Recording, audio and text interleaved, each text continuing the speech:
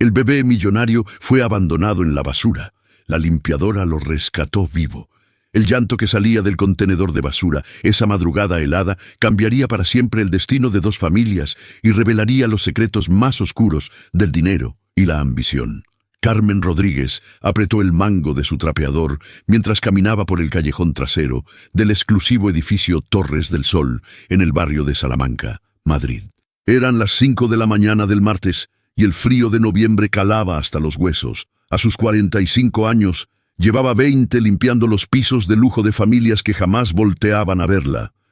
Su uniforme azul con guantes amarillos era su segunda piel, y la fatiga en sus ojos contaba la historia de turnos dobles para pagar la universidad de su hija Lucía.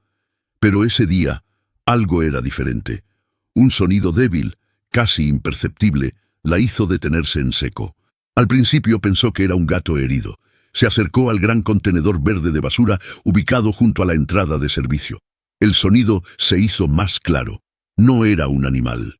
Era el llanto de un bebé. El corazón de Carmen comenzó a latir con fuerza. Con manos temblorosas, levantó la pesada tapa metálica del contenedor. El olor a desperdicios la golpeó, pero lo ignoró. Entre bolsas negras de basura, cajas de cartón y restos de comida, vio una pequeña manta blanca manchada. Se movía. Sin pensarlo dos veces, Carmen trepó al borde del contenedor, sus rodillas protestando por el esfuerzo. Apartó las bolsas con desesperación, rasguñándose las manos con vidrios rotos y latas afiladas. Finalmente, alcanzó la manta y la levantó con cuidado extremo. Lo que vio la dejó sin aliento. Era un bebé, un recién nacido. No podía tener más de 2 o 3 días de vida. Su piel estaba azulada por el frío y lloraba con una voz débil y ronca. Estaba envuelto en una manta de hospital y junto a él había un sobre manila cerrado. Carmen saltó del contenedor con el bebé pegado a su pecho, tratando de darle calor corporal. Las lágrimas corrían por sus mejillas mientras lo acunaba y le hablaba con voz entrecortada. «Tranquilo, pequeño, tranquilo, ya estás a salvo, nadie va a hacerte daño». El bebé abrió los ojos por un instante. Eran de un color avellana claro, hermosos e inocentes. Carmen sintió que su corazón se partía en 1000 pedazos. ¿Qué clase de monstruo podía abandonar a una criatura indefensa en un contenedor de basura como si fuera un objeto desechable? Con el bebé firmemente sujeto contra su pecho, Carmen corrió hacia la caseta de vigilancia del edificio. El guardia nocturno, un hombre mayor llamado Esteban, levantó la vista sorprendido. «¡Carmen! ¿Qué demonios? ¡Llama a una ambulancia! ¡Ahora!», gritó ella. «Encontré un bebé en la basura. Está vivo, pero necesita ayuda médica urgente». Esteban no perdió tiempo. Tomó el teléfono y marcó el número de emergencias, mientras Carmen se quitaba su propia chaqueta para envolver mejor al bebé. El pequeño había dejado de llorar, pero respiraba de forma irregular. «Ya vienen, Carmen. 5 minutos», dijo Esteban, acercándose para ver al bebé. «Por Dios santo, ¿quién haría algo así?» «No lo sé, pero cuando lo descubra...» Carmen no terminó la frase. Su atención estaba completamente enfocada en mantener vivo al bebé. Recordó el sobre que había visto en el contenedor. Le pidió a Esteban que lo recuperara. El guardia corrió hacia el callejón y regresó con el sobre manila manchado de café y restos de comida.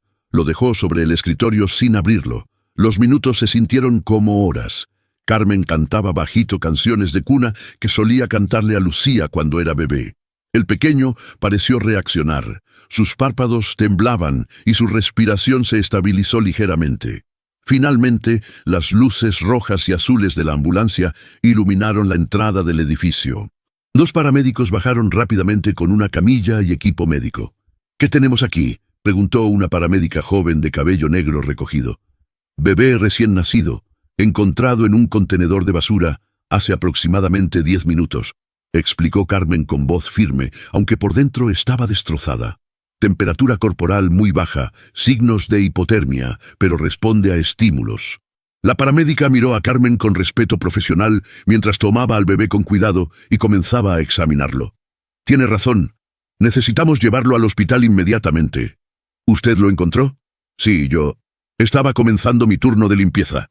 «Salvó su vida, señora. Otros 30 minutos en ese frío y habría sido demasiado tarde». Colocaron al bebé en una incubadora portátil y lo subieron a la ambulancia. Carmen lo siguió sin pensarlo. Tengo que ir con él, dijo con determinación. ¿Es familiar?, preguntó el otro paramédico, un hombre robusto de unos 40 años. Soy quien lo encontró. Ese bebé no tiene a nadie más ahora mismo. Los paramédicos intercambiaron miradas y asintieron. Carmen subió a la ambulancia, aún sosteniendo el sobre Manila en sus manos. Durante el trayecto al Hospital Universitario La Paz, Carmen observó cómo los paramédicos trabajaban sobre el pequeño. Le colocaron una vía intravenosa diminuta, le administraron oxígeno y monitoreaban constantemente sus signos vitales. Fue entonces, en medio del caos y las luces parpadeantes, que Carmen se atrevió a abrir el sobre. Dentro había 3 cosas: un papel doblado con letra manuscrita, una cadena de oro con un dije que tenía grabadas las iniciales SM y una fotografía. Con manos temblorosas, desdobló el papel y comenzó a leer. Este bebé se llama Sebastián.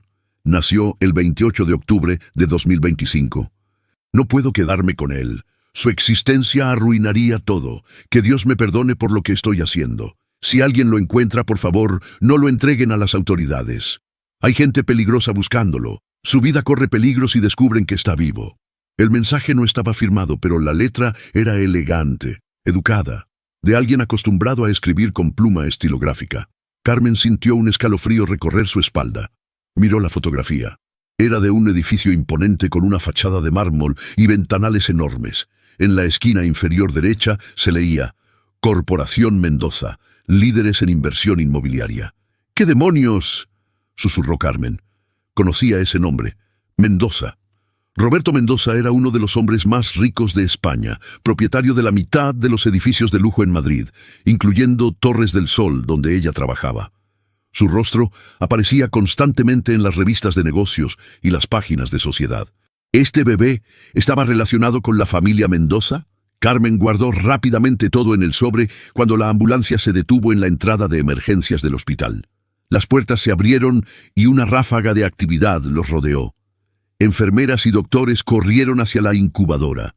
Bebé varón, recién nacido, hipotermia severa, posible abandono, informó la paramédica mientras entraban al hospital. Carmen lo siguió por los pasillos blancos hasta que una enfermera la detuvo gentilmente. Señora, no puede pasar más allá. Los doctores se encargarán del bebé ahora. Pero yo lo encontré, yo lo sé. Y por favor, espere aquí.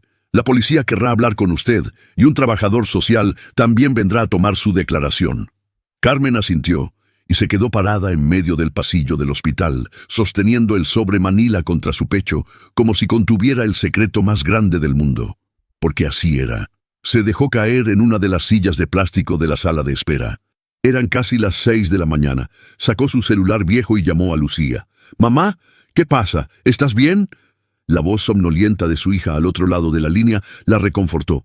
«Lucía, mija, estoy en el Hospital La Paz. Estoy bien, pero encontré algo. Encontré a alguien». «¿Qué? Mamá, no entiendo». «Encontré un bebé abandonado en la basura del edificio. Está vivo, pero hay algo raro en todo esto. Algo peligroso». Hubo un silencio al otro lado de la línea. «Voy para allá ahora mismo», dijo Lucía con firmeza. «No te muevas». Carmen colgó y cerró los ojos por un momento.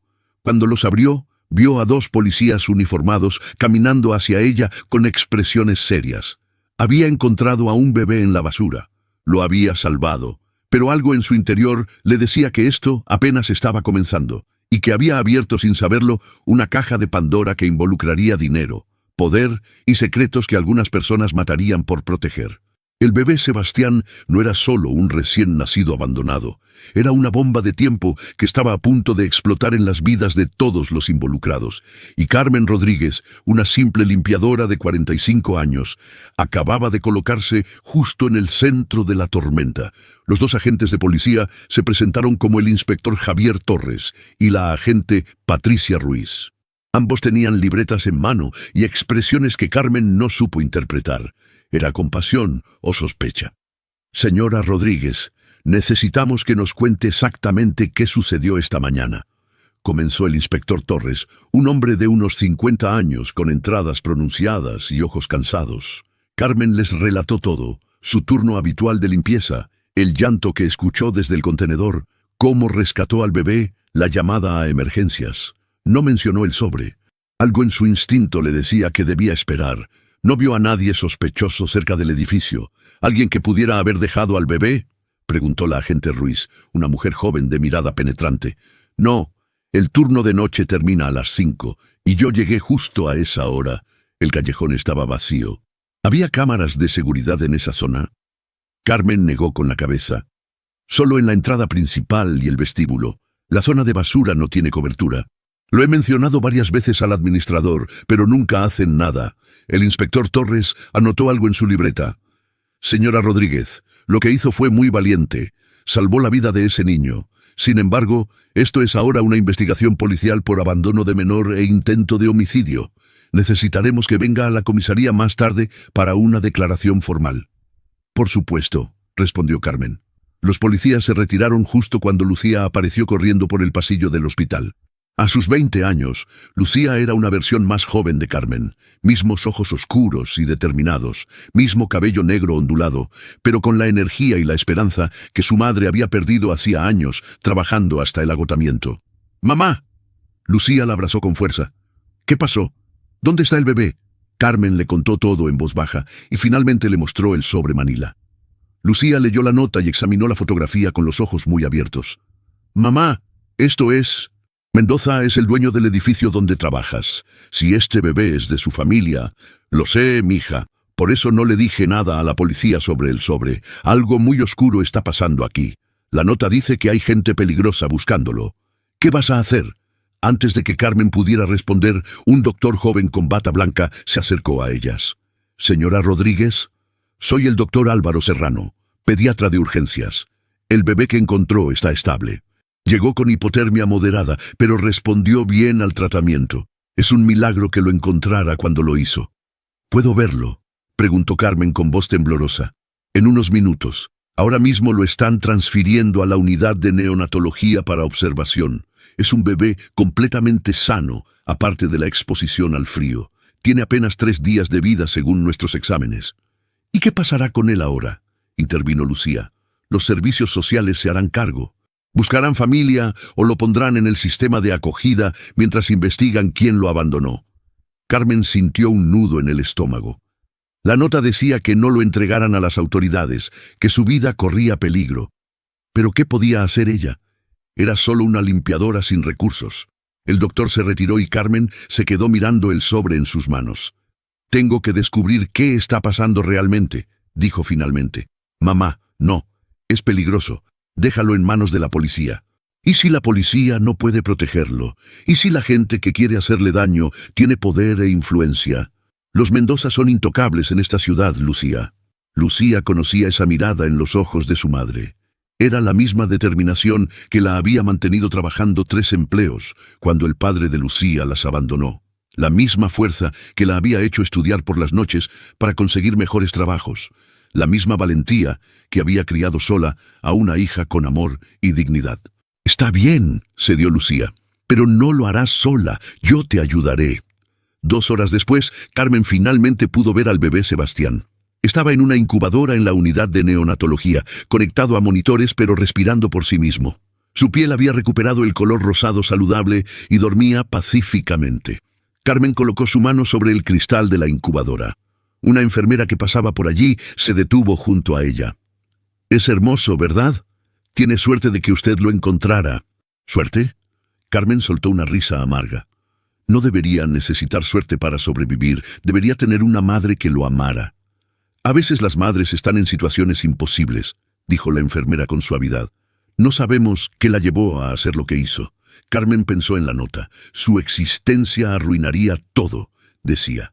¿Qué podía ser más importante que la vida de un bebé? ¿Dinero? ¿Reputación? ¿Poder?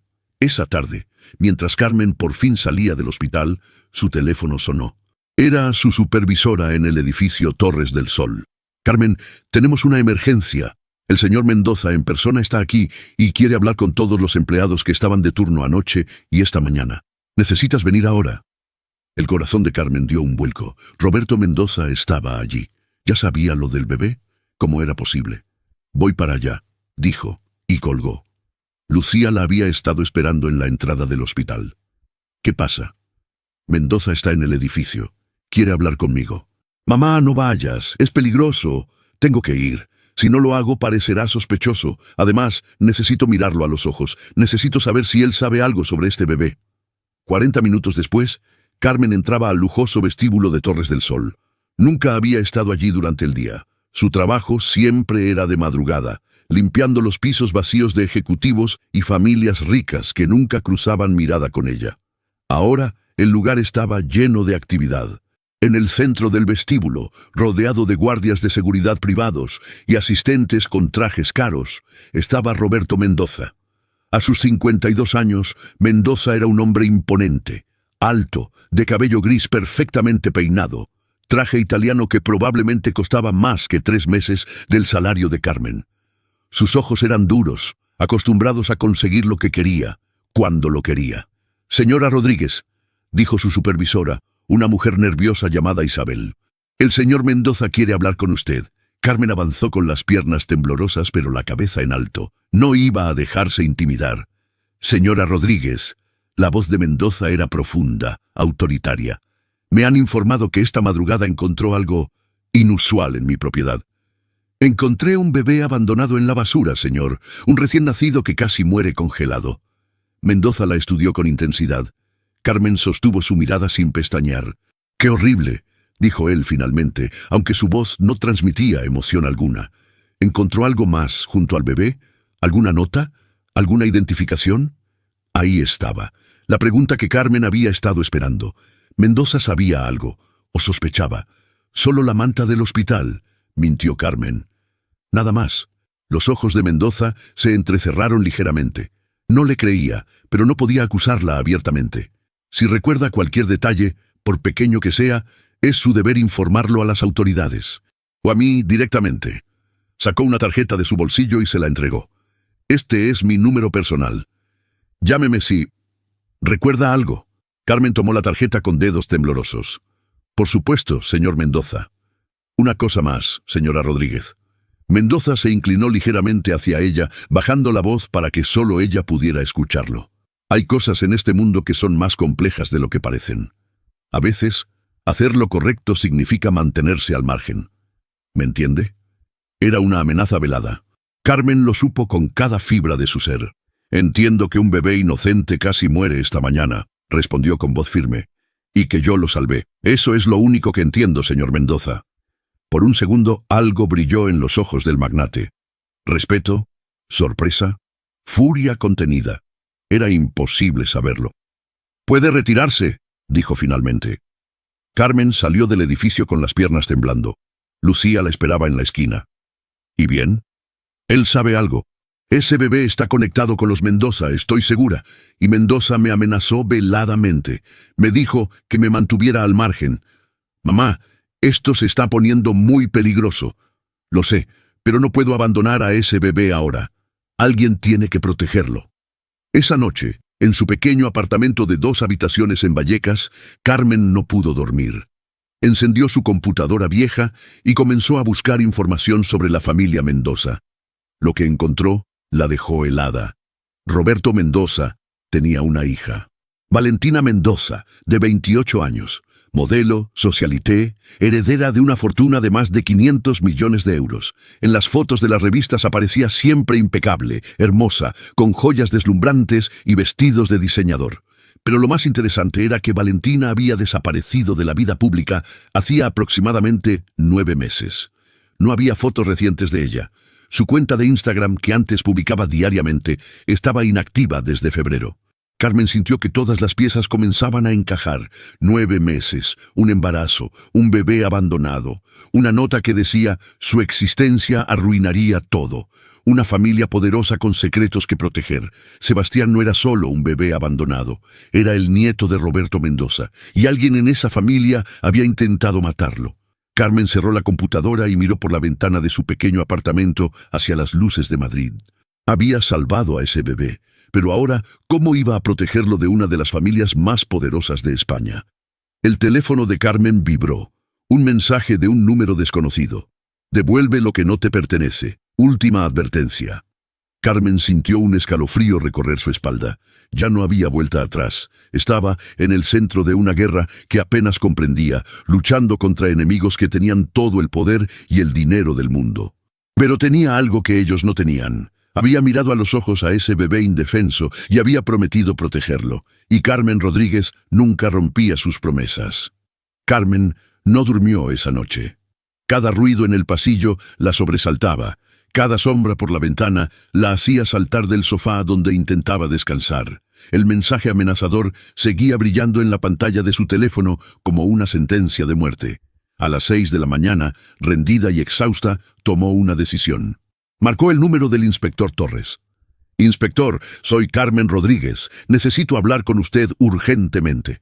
Hay algo que no le conté ayer». Una hora después, Carmen estaba sentada en una sala de interrogatorios de la comisaría de Moratalaz. Frente a ella, el inspector Torres y la agente Ruiz escuchaban atentamente mientras ella les mostraba el sobre Manila, la nota, la fotografía y la cadena con las iniciales. «¿Por qué no nos dijo esto inmediatamente?», preguntó Torres con tono severo. «Porque tenía miedo. La nota decía que no lo entregara a las autoridades, que había gente peligrosa, y entonces Roberto Mendoza apareció en el edificio preguntando por cualquier cosa que hubiera encontrado junto al bebé. Me amenazó». «¿Roberto Mendoza la amenazó directamente?». La agente Ruiz se inclinó hacia adelante. No con esas palabras exactas, pero el mensaje fue claro. Me dijo que a veces hacer lo correcto significa mantenerse al margen. Después recibí este mensaje anónimo. Les mostró el mensaje de texto. Los dos policías intercambiaron miradas significativas. «Señora Rodríguez, esto cambia completamente la investigación», dijo Torres. «Si hay conexión con la familia Mendoza, estamos hablando de gente con recursos ilimitados. Pueden comprar abogados, jueces, incluso...». No terminó la frase, pero Carmen entendió. «Incluso policías». «¿Qué va a pasar con el bebé?», preguntó Carmen con voz temblorosa. «Por ahora permanece bajo custodia del hospital. Haremos pruebas de ADN para intentar identificar a los padres. Si comprobamos que es un Mendoza, tendremos que notificar a la familia oficialmente». «¡No pueden hacer eso!». Carmen se puso de pie bruscamente. «Si la familia quiso matarlo una vez, lo intentarán de nuevo». «Cálmese, señora Rodríguez. Hay protocolos legales que debemos seguir». Carmen salió de la comisaría sintiéndose traicionada y desesperada. Lucía la esperaba afuera, faltando a sus clases de enfermería por primera vez en 2 años. ¿Qué dijeron? Que van a hacer pruebas de ADN, que si es un Mendoza, tienen que notificar a la familia. Van a entregárselo, Lucía. Van a entregárselo a la misma gente que lo abandonó para morir. Tiene que haber algo que podamos hacer. Carmen recordó entonces a alguien, una periodista que había hecho un reportaje sobre las condiciones laborales de las limpiadoras en edificios de lujo hacía 1 año.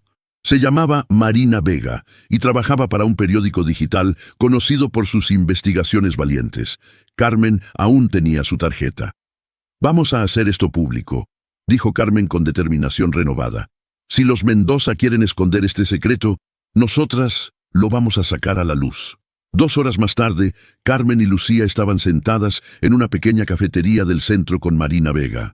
La periodista tenía 35 años, cabello corto y rizado, y una grabadora sobre la mesa entre ellas. «Esto es explosivo, Carmen», dijo Marina después de escuchar toda la historia. «Si publicamos esto, los Mendoza vendrán con todo contra ti. Demandas, amenazas, podrían arruinar tu vida. Ya la arruinaron. Anoche no pude dormir. Me están amenazando. Ese bebé casi muere congelado en un contenedor de basura y alguien tiene que responder por eso». Marina asintió lentamente. «Necesito pruebas. La nota, fotos del sobre, el mensaje amenazador, y necesito que firmes una declaración jurada de que todo lo que me estás diciendo es verdad». «Lo haré. Pero tiene que ser rápido. Los policías harán las pruebas de ADN en los próximos días y entonces todo quedará enterrado bajo el peso del dinero de los Mendoza. Dame 24 horas. Voy a investigar a fondo. Algo me dice que este bebé no es el primer secreto oscuro de esa familia». Mientras Marina comenzaba su investigación, algo estaba sucediendo en la mansión de los Mendoza en La Moraleja, uno de los barrios más exclusivos de Madrid. Valentina Mendoza estaba sentada en su habitación, frente al espejo. pero apenas reconocía a la mujer que le devolvía la mirada. Había perdido casi 15 kilos desde el parto. Su piel lucía pálida y enfermiza, y sus ojos que antes brillaban en todas las portadas de revistas, ahora estaban apagados y rojos de tanto llorar. La puerta se abrió sin que nadie llamara. Diego Santana entró con su habitual arrogancia, alto, guapo de una manera calculada, con su traje de diseñador y su Rolex de oro. Era su novio desde hacía 3 años, y la razón por la que su bebé había terminado en un contenedor de basura. «Tu padre acaba de hablar conmigo», dijo Diego sin preámbulos. La limpiadora encontró algo junto al bebé, una nota y una foto. Valentina se puso de pie bruscamente, su corazón latiendo con violencia. «¿Qué? ¿Cómo es posible? Yo solo dejé al bebé, nada más. Pues alguien puso esas cosas ahí. ¿Fuiste tú?» «No. Yo apenas pude dejarlo. No podía pensar con claridad». Diego la agarró del brazo con fuerza, haciéndola gemir de dolor. «Escúchame bien, Valentina. Si esta historia sale a la luz, todo se destruye. La fortuna de tu padre, mi carrera política, nuestra vida juntos. Todo. ¡Suéltame!». Valentina se liberó con un empujón. «No debimos hacer esto. No debimos abandonarlo. Es mi hijo, Diego, mi bebé. Era un error. Un maldito error que habría arruinado todo. Tu padre nunca habría aceptado un nieto mío. Sabes que me considera inferior, un cazafortunas. Si ese bebé vivía, yo quedaba fuera de la herencia, fuera de tu vida, fuera de todo. Entonces, esto fue por dinero, por tu maldita ambición. Fue por nosotros, por nuestro futuro juntos». Valentina sintió náuseas. ¿Cómo había llegado a este punto? ¿Cómo había permitido que este hombre la convenciera de abandonar a su propio hijo? Durante 9 meses había ocultado el embarazo, usando ropa holgada, cancelando compromisos, alejándose de la vida pública. Diego le había prometido que después del parto harían creer que nunca había estado embarazada, que podían seguir con sus vidas como si nada hubiera pasado, pero nada había salido como lo planearon. Valentina había dado a luz en una clínica privada clandestina, sin registros oficiales. Cuando vio a su bebé por primera vez, con esos ojos avellana idénticos a los suyos, algo se rompió dentro de ella. No podía hacerlo, no podía entregarlo, pero Diego fue más fuerte, más cruel. Tomó al bebé envuelto en la manta y simplemente se fue. Valentina quedó sola en esa habitación de hospital clandestino, sangrando y sollozando, destrozada por dentro. «¿Dónde está el bebé ahora?», preguntó con voz apenas audible. «En el Hospital La Paz, bajo custodia temporal, pero tenemos que asegurarnos de que nadie conecte los puntos. Tu padre ya movió hilos para obtener acceso a la investigación policial. ¿Y la limpiadora?». «Es un problema. Tu padre le ofreció dinero para su silencio, pero ella rechazó. Es una de esas personas molestas con principios». «Carmen Rodríguez», susurró Valentina, recordando haber visto su nombre en la lista de empleados del edificio. «Ella salvó a mi bebé». «Ella está arruinando todo», corrigió Diego. «Pero no te preocupes. Tu padre sabe cómo manejar estos asuntos». Valentina sintió un escalofrío recorrerla. Conocía a su padre. Roberto Mendoza no dejaba cabos sueltos. Si Carmen representaba una amenaza para los secretos familiares, él la eliminaría. No necesariamente de forma física, pero la destruiría de cualquier manera posible. «Tengo que salir de aquí», dijo Valentina de repente. «¿Qué? No. Tu padre te prohibió salir hasta que esto se resuelva». «No me importa lo que mi padre prohíba», gritó ella. «Necesito aire, necesito pensar». Se puso un abrigo y salió de la mansión antes de que Diego pudiera detenerla. Subió a su Mercedes y condujo sin rumbo fijo, las lágrimas nublando su visión. Terminó frente al Hospital La Paz. No sabía muy bien cómo había llegado ahí, pero sus manos habían guiado el volante inconscientemente hacia el lugar donde estaba su hijo. Estacionó y se quedó mirando el edificio del hospital por largos minutos. Podía entrar, podía verlo aunque fuera de lejos. Finalmente reunió el coraje suficiente. Se cubrió con gafas oscuras y una bufanda, entrando al hospital como una más de las visitas anónimas de la tarde. Preguntó con voz temblorosa por la unidad de neonatología. Una enfermera amable le dio indicaciones. Valentina subió al 3er piso, el corazón latiéndole tan fuerte que sentía que todos podían escucharlo. Caminó por el pasillo hasta llegar a la ventana de la unidad de neonatología. Ahí estaba, su bebé, Sebastián, en una incubadora, durmiendo pacíficamente, ajeno a todo el caos que su existencia había causado. Valentina colocó su mano sobre el cristal, las lágrimas corriendo libremente por sus mejillas. «Perdóname», susurró. Perdóname por ser tan cobarde, por no protegerte, por dejarte en manos de monstruos. Valentina Mendoza. Una voz detrás de ella la hizo girar bruscamente. Era Lucía, la hija de Carmen. Las dos mujeres se miraron fijamente, reconociéndose instantáneamente a pesar de pertenecer a mundos completamente opuestos. «Tú eres la hija de la limpiadora», dijo Valentina. «Y tú eres la madre del bebé», respondió Lucía. Se quedaron en silencio por un momento interminable. Finalmente Valentina habló con voz quebrada. «¿Cómo está? Está bien. Gracias a mi madre. Está vivo. Pero tú ya lo sabías, ¿verdad? Sabías que lo habían abandonado para morir. No fue mi decisión. Yo no quería. Pero él, Diego, mi padre, todos me presionaron. ¿Y eso justifica abandonar a un bebé recién nacido en la basura?» La voz de Lucía era dura, acusadora. «No, nada lo justifica. Soy un monstruo. Soy la peor madre del mundo». Valentina se derrumbó contra la pared, sollozando. «Pero es mi hijo, mi bebé, y no sé cómo arreglar esto. No sé cómo protegerlo ahora de la gente que quiere borrarlo de la existencia». Lucía la observó por un largo momento. Veía frente a ella no a la heredera millonaria, sino a una mujer rota, aterrorizada, atrapada en una prisión de oro.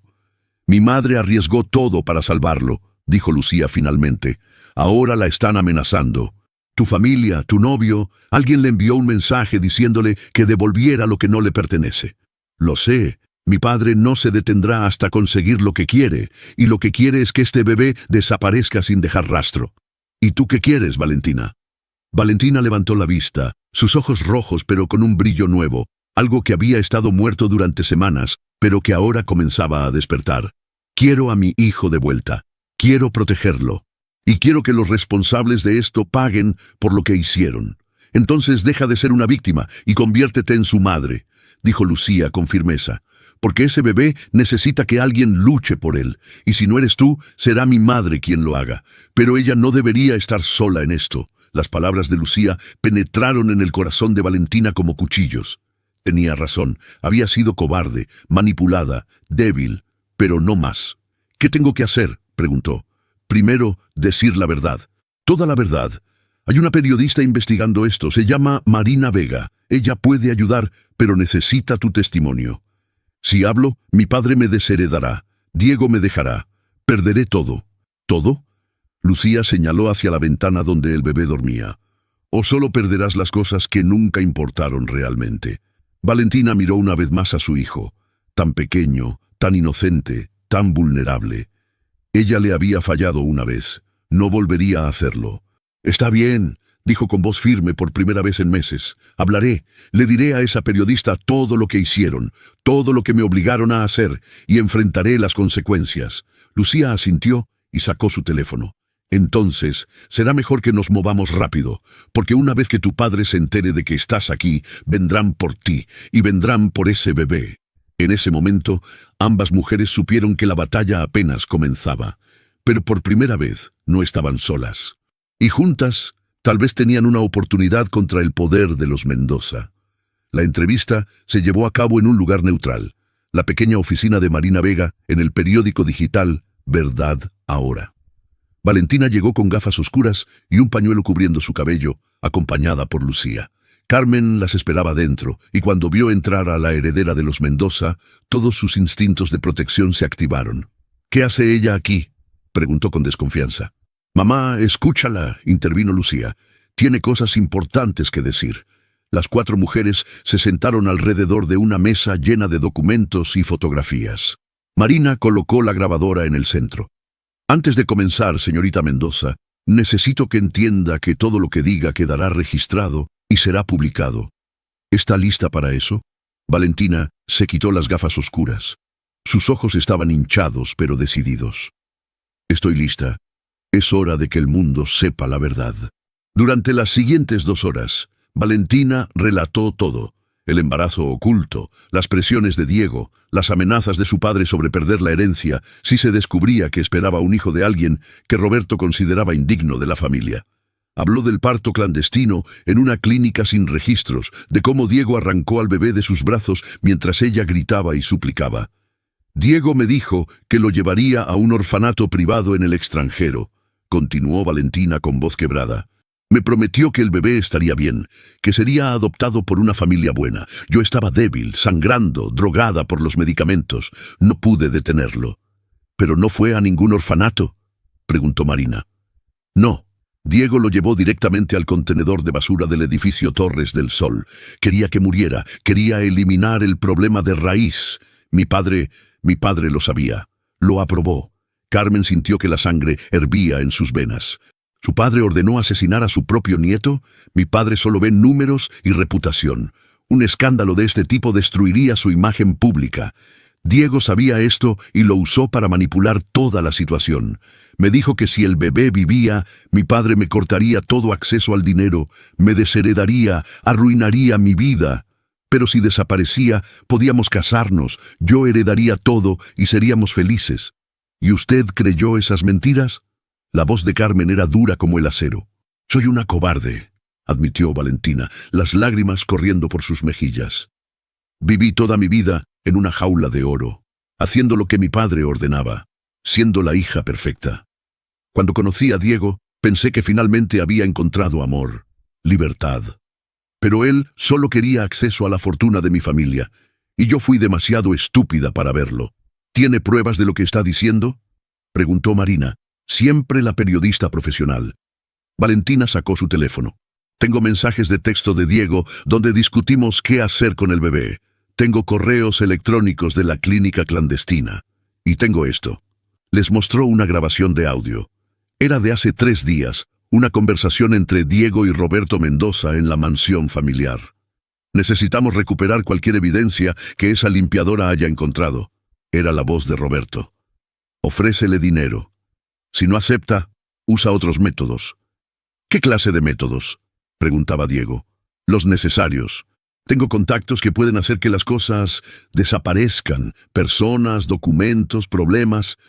Marina, Carmen y Lucía se miraron con horror. Era una confesión directa de conspiración criminal.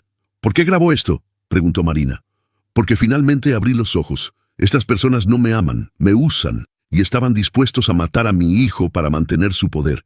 Necesitaba protegerme, necesitaba evidencia por si algún día tenía el coraje de hablar. Ese día es hoy, dijo Carmen con suavidad, su actitud hacia Valentina ablandándose ligeramente. Pero necesitas saber que una vez que esto se publique, tu vida cambiará para siempre. Mi vida ya cambió el día que abandoné a mi hijo, respondió Valentina. Ahora solo quiero enmendarlo, quiero recuperar a Sebastián y protegerlo de los monstruos que lo rodean. Marina apagó la grabadora y miró a las 3 mujeres frente a ella. Tengo suficiente para un artículo explosivo. Pero necesito verificar algunos datos más. Denme 48 horas. Mientras tanto, Valentina, necesitas estar en un lugar seguro. Tu padre y Diego no pueden saber que hablaste con nosotras. ¿Dónde voy a ir? No tengo dinero propio. Todo está controlado por mi padre. Mis tarjetas de crédito, mis cuentas bancarias, incluso mi teléfono está a su nombre. Puede quedarse conmigo, dijo Carmen, sorprendiéndose a sí misma con las palabras. Mi apartamento es pequeño, pero hay espacio en el sofá. Valentina la miró con ojos llenos de lágrimas. ¿Por qué harías eso? Yo soy responsable de lo que casi le pasa a mi hijo. Porque veo una madre aterrorizada tratando de hacer lo correcto, respondió Carmen.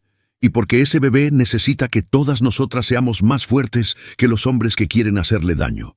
Esa noche, en el pequeño apartamento de Carmen en Vallecas, las 3 mujeres planearon su siguiente movimiento. Valentina había apagado su teléfono y dejado su Mercedes estacionado en un garaje público para evitar el rastreo GPS. Mi padre habrá notado mi ausencia, dijo Valentina. Estará buscándome. Entonces tenemos que movernos rápido, respondió Lucía. Marina publicará el artículo pasado mañana, pero necesitamos asegurar la custodia del bebé antes de que tu padre pueda usar su influencia para reclamarlo. ¿Cómo hacemos eso?, preguntó Carmen. Roberto Mendoza tiene ejércitos de abogados. Yo soy la madre biológica, dijo Valentina. Si me presento ante servicios sociales y admito que lo abandoné, pero ahora quiero recuperarlo, si demuestro que estoy en condiciones de cuidarlo. Pero no lo estás, interrumpió Lucía. Perdona que sea directa, pero no tienes dinero propio, no tienes trabajo, no tienes un lugar donde vivir. Los servicios sociales te evaluarán y verán una mujer dependiente de su padre millonario. Ese bebé terminará exactamente donde tu padre quiere. El silencio llenó la pequeña sala. Todas sabían que Lucía tenía razón. ¿Y si Carmen solicita ser familia de acogida temporal?, sugirió Lucía de repente. Ella lo rescató, tiene un trabajo estable, un hogar, y mientras tanto, Valentina puede buscar ayuda legal, establecer su independencia, demostrar que puede ser una madre apta. Eso podría funcionar, dijo Marina, quien se había unido a ellas más tarde esa noche. Pero tienen que actuar antes de que el artículo se publique. Una vez que salga a la luz, Roberto Mendoza contraatacará con todo. Carmen respiró profundo. Convertirse en familia de acogida de Sebastián significaba asumir una responsabilidad enorme, enfrentarse legalmente contra una de las familias más poderosas de España, poner en riesgo su trabajo, su seguridad, todo. Pero cuando cerraba los ojos, veía ese pequeño rostro a su lado en el contenedor de basura, escuchaba ese llanto débil, sentía ese peso diminuto en sus brazos. Ya no había vuelta atrás. «Lo haré», dijo finalmente. «Solicitaré la custodia temporal. Pero Valentina, necesitas prometerme algo. Lo que sea. Prométeme que lucharás. No solo por recuperar a tu hijo, sino por convertirte en la madre que él merece. Porque no basta con quererlo. Tienes que estar dispuesta a sacrificarlo todo por él». Valentina asintió, agarrando las manos de Carmen con firmeza. «Lo prometo. Con mi vida, lo prometo». Al día siguiente, Carmen y Valentina fueron juntas a las oficinas de servicios sociales. Carmen presentó su solicitud para convertirse en familia de acogida temporal de Sebastián, argumentando que como la persona que lo rescató había establecido un vínculo inicial y podía proporcionarle estabilidad mientras se resolvía la situación legal. Valentina, por su parte, dio una declaración oficial, admitiendo ser la madre biológica, pero explicando las circunstancias de coerción y manipulación bajo las cuales había abandonado al bebé.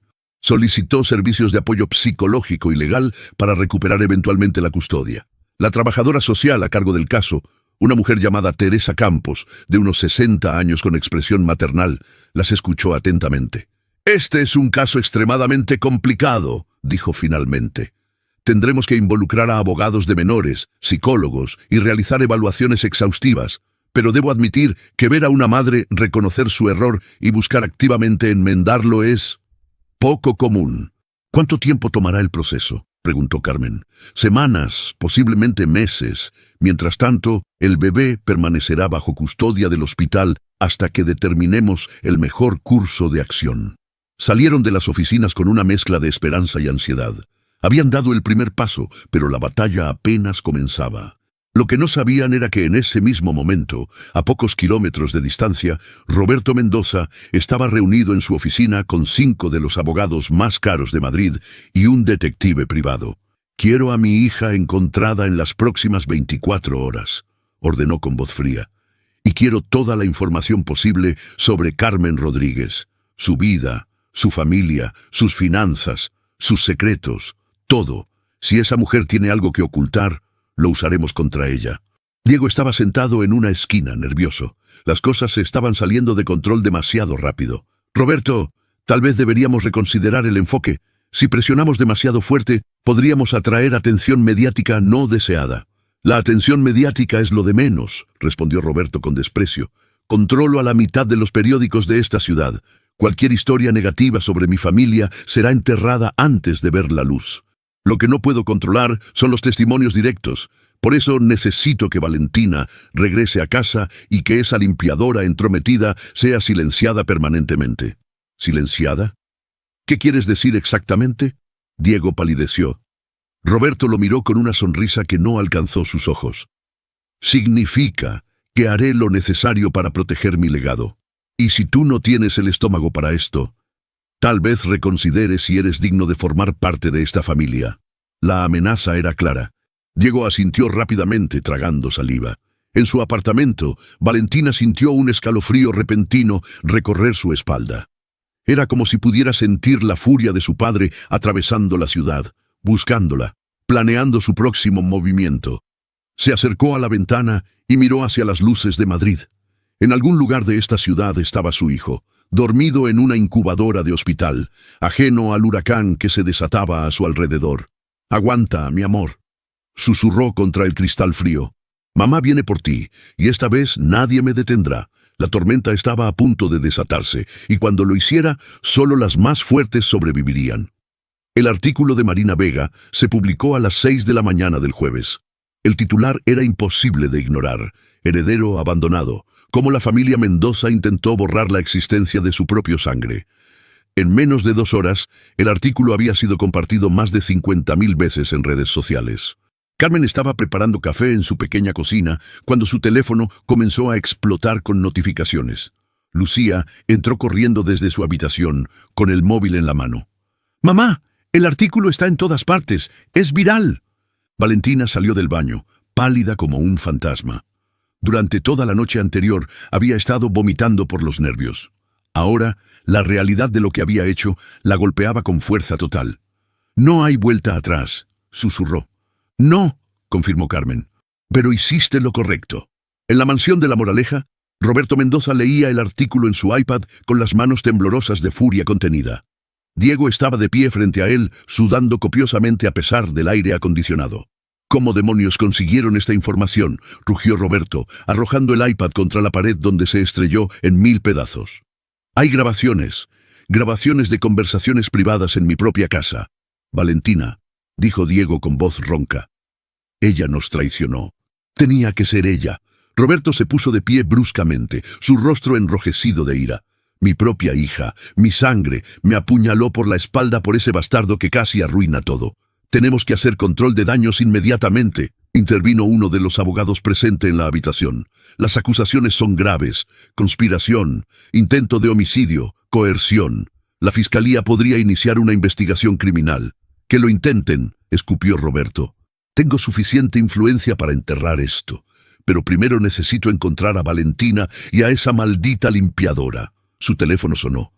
Era su jefe de seguridad. «Señor Mendoza, encontramos el Mercedes de su hija. Está en un estacionamiento público en Vallecas. Tenemos la dirección del apartamento donde creemos que está escondida». Una sonrisa oscura cruzó el rostro de Roberto. «Excelente. Envía un equipo. Quiero a Valentina de regreso en esta casa en 1 hora. Y si la limpiadora está con ella, tráela también. Tenemos que hablar». Mientras tanto, en el apartamento de Carmen, las 3 mujeres leían los comentarios que inundaban el artículo de Marina. Miles de personas expresaban su indignación, su apoyo a Carmen, su desprecio por los Mendoza. «La opinión pública está de nuestro lado», dijo Lucía. «Esto es bueno, ¿verdad? La opinión pública no gana batallas legales», respondió Carmen con preocupación. «Roberto Mendoza tiene recursos que nosotras ni siquiera podemos imaginar». Un golpe fuerte en la puerta las hizo saltar del susto. No era un toque normal, era violento, insistente. «¡Abran! ¡Seguridad privada!», gritó una voz masculina desde el otro lado. Valentina palideció. «Es mi padre, nos encontró». Carmen miró a Lucía con pánico. No tenían tiempo, no había escapatoria. Vivía en un 3er piso sin salida de emergencia. «Abran la puerta o la derribamos». «Un momento», gritó Carmen, su mente trabajando a toda velocidad. «Estoy vistiéndome». Le hizo señas frenéticas a Lucía, quien inmediatamente comprendió. Sacó su teléfono y comenzó a grabar en vivo a través de Instagram. «Escúchenme», susurró Carmen rápidamente. «No importa lo que pase, Lucía sigue grabando todo. Si nos hacen algo, quedará registrado públicamente». Valentina asintió, respirando profundamente para calmarse. Carmen finalmente abrió la puerta. 3 hombres corpulentos con trajes negros y auriculares entraron sin pedir permiso. Detrás de ellos venía Roberto Mendoza, impecable como siempre, pero con una expresión de furia helada en el rostro. «Valentina», dijo con voz peligrosamente calmada, «vuelve a casa, ahora». «No». La voz de Valentina temblaba, pero se mantuvo firme. «No voy a volver. No voy a seguir siendo tu títere».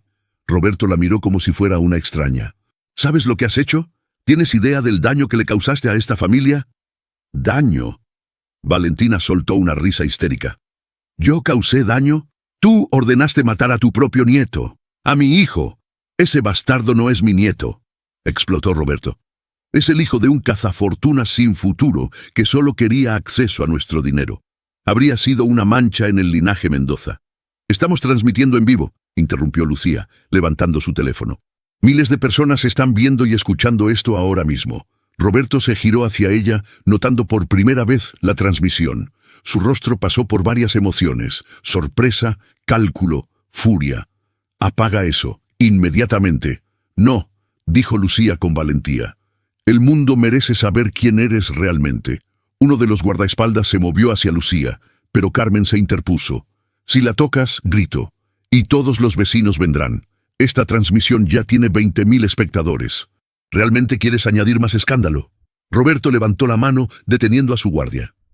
Respiró profundo, recomponiendo su máscara de hombre civilizado. Muy bien. Valentina, escúchame con atención. Si no vuelves conmigo ahora, te cortaré completamente. Ni un euro, ni una propiedad, ni siquiera tu apellido. Serás una don nadie en las calles. Prefiero ser una don nadie con dignidad que una Mendoza sin alma, respondió Valentina. ¿Y cómo crees que vas a mantener a ese bebé?, continuó Roberto con crueldad. No tienes educación real, no tienes habilidades laborales. Has vivido toda tu vida de mi dinero. Sin mí no eres nada. Tienes razón, admitió Valentina, y por un momento Roberto pensó que había ganado. No soy nada por mí misma, pero puedo aprender, puedo trabajar, puedo ser más de lo que tú me permitiste ser. Eres una tonta ingenua, escupió Roberto. El mundo real te devorará viva.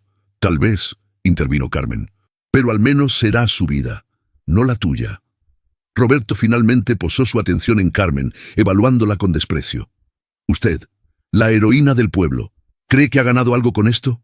Destruiré su vida, su reputación. Haré que nunca vuelva a conseguir trabajo en esta ciudad. Y ese bebé, ese bebé jamás será suyo. Mis abogados se encargarán de eso. Hágalo, respondió Carmen sin pestañear. Pero cada acción que tome estará bajo escrutinio público ahora. Ya no puede esconderse en las sombras. Roberto las miró a las tres mujeres. Su hija rebelde, la limpiadora desafiante, la joven grabando cada palabra. Por primera vez en décadas, Roberto Mendoza no controlaba la situación.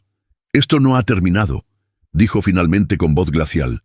Ni siquiera ha comenzado. Se dio la vuelta y salió del apartamento con sus guardaespaldas, dejando un silencio pesado detrás. Lucía cortó la transmisión. Tenía las manos temblando. 32.000 personas vieron eso, susurró. 32.000. Valentina se derrumbó en el sofá cubriendo su rostro con las manos. Acaba de desheredarme. Oficialmente no tengo nada. Tienes tu hijo, dijo Carmen sentándose junto a ella. Y tienes tu libertad. El resto lo construiremos juntas. Esa tarde, la abogada de familia que Marina había conseguido para ellas las visitó. Se llamaba Beatriz Romero, una mujer de 40 años, con fama de defender casos imposibles contra oponentes poderosos. El artículo y la transmisión en vivo cambiaron el juego, explicó Beatriz.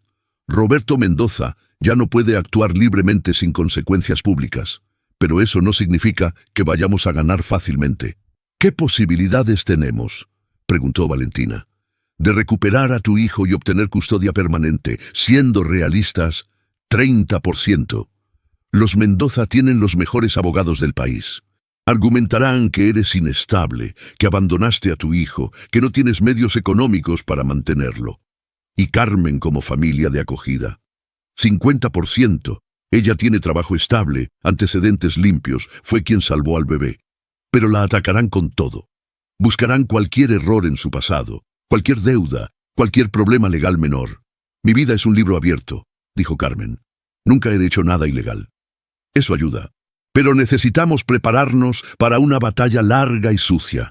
Roberto Mendoza no se rendirá. Durante los siguientes días, la tormenta mediática se intensificó. Programas de televisión debatían el caso. Periódicos publicaban editoriales. Las redes sociales estaban divididas.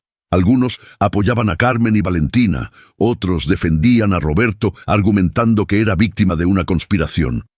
Diego Santana, sintiéndose acorralado, tomó una decisión desesperada.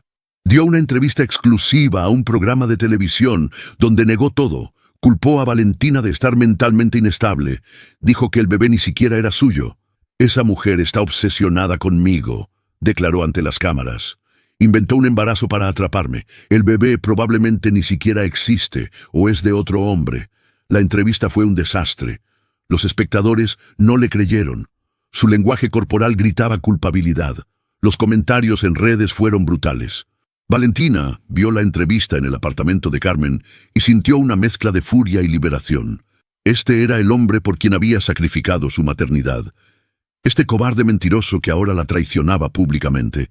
Bien, dijo con voz fría, que se hunda solo.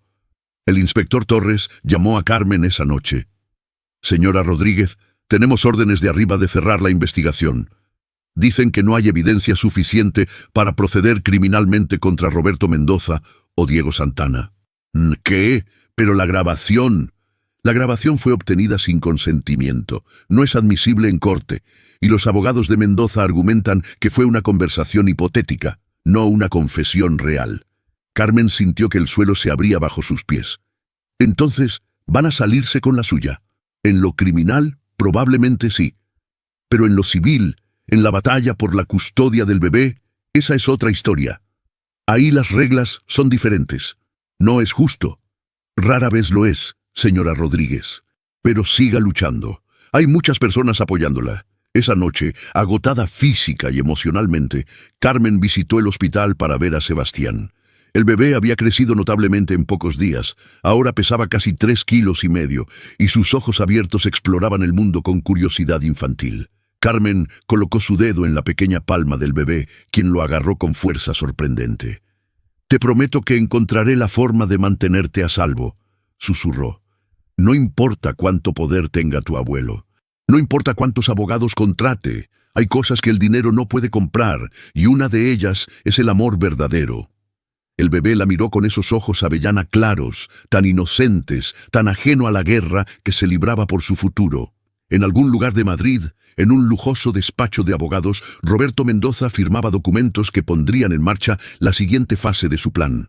Si no podía recuperar a su nieto en secreto, lo haría públicamente, usando el sistema legal como arma. Y si alguien se interponía en su camino, los aplastaría sin piedad. La batalla por Sebastián apenas estaba calentándose, y antes de que terminara, todos los involucrados descubrirían exactamente de qué estaban hechos. 2 semanas después de la publicación del artículo, las evaluaciones para la custodia de Sebastián estaban en pleno proceso. Carmen había recibido 3 visitas domiciliarias de trabajadores sociales, había completado montañas de papeleo y había sido sometida a evaluaciones psicológicas exhaustivas. Teresa Campos, la trabajadora social principal del caso, llegó una mañana con expresión preocupada. Carmen, Lucía y Valentina estaban desayunando juntas en la pequeña mesa de la cocina, una rutina que habían desarrollado en las últimas semanas. «Señora Rodríguez, necesitamos hablar», comenzó Teresa. Los abogados de Roberto Mendoza presentaron una moción cuestionando su aptitud como familia de acogida. «¿Con qué argumentos?», preguntó Carmen, sintiendo el estómago revuelto. «Dicen que su situación económica es precaria, que vive en un apartamento demasiado pequeño para un bebé, que trabaja turnos nocturnos y no podría proporcionar cuidado adecuado». También, Teresa dudó. También presentaron documentos mostrando que tiene deudas médicas de hace 3 años. «Cuando mi madre tuvo neumonía y estuvo hospitalizada 2 semanas», intervino Lucía con voz tensa. «Todavía estamos pagando esas facturas». «Entiendo», dijo Teresa con compasión. «Pero los abogados de Mendoza están usando esto para pintarla como financieramente irresponsable. Eso es absurdo», explotó Valentina. «Mi padre tiene 500 millones de euros y abandonó a su propio nieto en la basura. Y ellos cuestionan a Carmen por tener deudas médicas legítimas. Sé que es injusto, pero así funciona el sistema», admitió Teresa. «La riqueza de Roberto Mendoza juega a su favor en términos de capacidad de proporcionar recursos para el bebé». «Entonces, ¿él va a ganar?». Carmen sintió lágrimas de frustración quemar sus ojos. «Después de todo lo que hizo, no necesariamente. Su testimonio, el artículo publicado, la transmisión en vivo donde él admitió considerar al bebé indigno de su linaje. Todo eso pesa contra él, pero necesitan prepararse para una batalla larga». Esa tarde, Beatriz Romero convocó una reunión de emergencia en su oficina. Había conseguido información crucial a través de sus propios investigadores. «He estado cavando en los negocios de Roberto Mendoza», explicó, extendiendo documentos sobre su escritorio. «Y encontré algo interesante. Tiene varios proyectos inmobiliarios bajo investigación por irregularidades en permisos de construcción.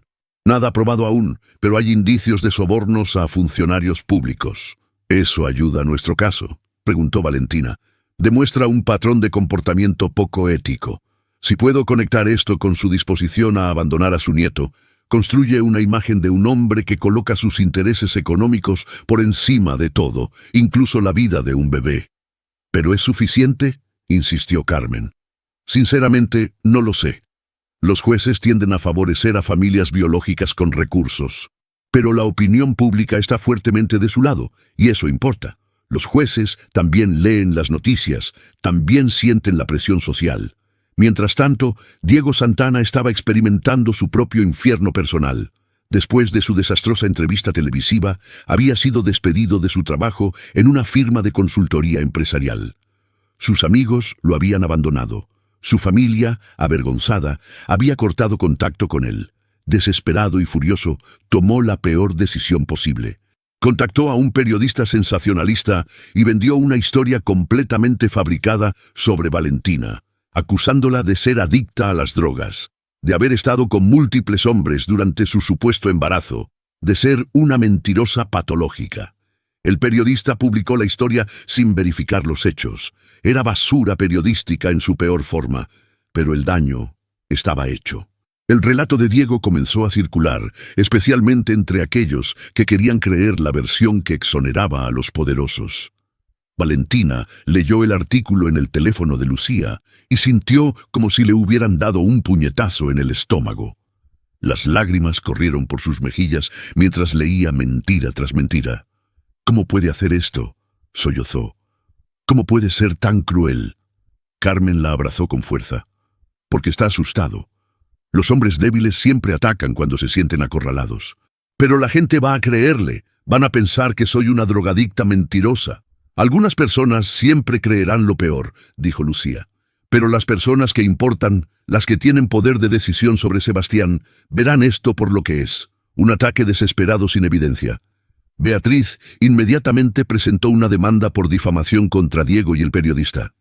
También solicitó pruebas toxicológicas de Valentina para desmentir las acusaciones de drogadicción. «Dame una semana», dijo Beatriz. «Voy a destruir su credibilidad tan completamente que nadie volverá a creer una palabra que salga de su boca». Los análisis de sangre de Valentina salieron completamente limpios. Beatriz entonces publicó los resultados junto con un comunicado devastador que desmontaba punto por punto cada mentira de Diego. También reveló que Diego tenía un historial de violencia doméstica con una exnovia, algo que había sido encubierto con dinero. La marea de la opinión pública se volvió aún más fuertemente contra Diego. Su rostro se convirtió en sinónimo de cobardía y crueldad. Tuvo que mudarse de su apartamento después de que manifestantes se reunieran afuera gritando consignas. Roberto Mendoza, viendo que su aliado se había convertido en un lastre, públicamente cortó todos los lazos con Diego. En una declaración fría y calculada, dijo que había sido engañado por Diego, que nunca habría aprobado el abandono del bebé si hubiera sabido la verdad. Era una mentira descarada, pero efectiva. Roberto estaba reescribiendo la narrativa, posicionándose como otra víctima de Diego en lugar de como el arquitecto del plan. Carmen vio la declaración en las noticias y sintió náuseas. «Es un maestro de la manipulación», dijo. «Está salvando su propia reputación sacrificando a Diego». «Y probablemente funcionará», admitió Beatriz cuando se enteró. «Roberto es inteligente, sabe que no puede negar todo, así que está minimizando su rol. Admite que hubo errores de juicio, pero culpa principalmente a Diego. ¿Eso ayuda o perjudica nuestro caso? Ambas cosas. Por un lado lo hace ver más razonable ante el juez. Por otro, confirma que sí hubo intención de abandonar al bebé, aunque él ahora diga que no lo aprobó». La audiencia de custodia se fijó para el 15 de diciembre. Faltaban 3 semanas. 3 semanas para prepararse para la batalla más importante de sus vidas. Carmen incrementó sus turnos de trabajo, ahorrando cada euro posible. Lucía organizó una campaña de crowdfunding online para ayudar con los gastos legales y, para sorpresa de todos, logró recaudar más de 30.000 euros en donaciones de personas anónimas que habían seguido la historia. Valentina, por su parte, comenzó a trabajar. Consiguió un empleo en una tienda de ropa, ganando el salario mínimo, pero trabajando con dignidad. Era la primera vez en su vida que recibía un cheque de pago ganado con su propio esfuerzo. Lloró cuando lo recibió. «Nunca pensé que ganar 800 euros pudiera sentirse como una victoria», le dijo a Carmen esa noche. «Es porque lo ganaste tú misma», respondió Carmen con orgullo. «Nadie te lo regaló, nadie puede quitártelo». Marina Vega publicó un seguimiento del caso, destacando la transformación de Valentina de heredera mimada a madre trabajadora, luchando por recuperar a su hijo. El artículo fue viral nuevamente, generando más apoyo público. Pero Roberto no estaba de brazos cruzados. Contrató a un equipo de relaciones públicas para rehabilitar su imagen. Comenzó a aparecer en actos de caridad, donando grandes sumas a hospitales infantiles, posando con niños enfermos, hablando sobre la importancia de la familia. Era nauseabundo pero efectivo. Lentamente, algunos sectores de la opinión pública comenzaron a suavizar su visión de él. Una noche, Valentina recibió una llamada de un número bloqueado. Dudó, pero finalmente contestó. ¿Valentina? Era la voz de su padre. Necesitamos hablar. No tengo nada que decirte. Escúchame, podemos resolver esto sin tribunales. Puedes volver a casa. Te perdonaré. Estableceremos un fideicomiso para el bebé. Tendrás acceso a dinero, recursos, todo lo que necesites. ¿A cambio de qué? A cambio de retirar tu testimonio contra mí, a cambio de admitir públicamente que exageraste, que estabas emocionalmente inestable después del parto. Valentina soltó una risa amarga. ¿Quieres que diga que mentí? ¿Que inventé todo? Quiero que seas inteligente. Piensa en el bebé, Valentina. ¿Qué vida puede tener contigo viviendo en un apartamento minúsculo, trabajando en una tienda? Conmigo tendrá todo. Educación en las mejores escuelas, viajes, oportunidades. Por un segundo, solo un segundo, Valentina sintió la tentación. La vida había sido tan difícil estas últimas semanas, tan agotadora, tan incierta. Pero entonces recordó el rostro de Carmen cuando encontró al bebé. Recordó la valentía de Lucía transmitiéndolo todo en vivo. Recordó a su hijo dormido en esa incubadora, inocente y vulnerable. No, dijo con voz firme. No voy a traicionar a las personas que me apoyaron cuando lo perdí todo. No voy a volver a ser tu marioneta. Y no voy a permitir que críes a mi hijo enseñándole que el dinero es más importante que el amor. Entonces te veré en la corte, dijo Roberto con voz helada. Y te aplastaré. Colgó, y Valentina se quedó temblando, sosteniendo el teléfono. Carmen había escuchado toda la conversación.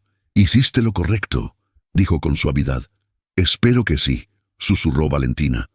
Porque ahora viene la guerra real. La fecha de la audiencia se acercaba inexorablemente.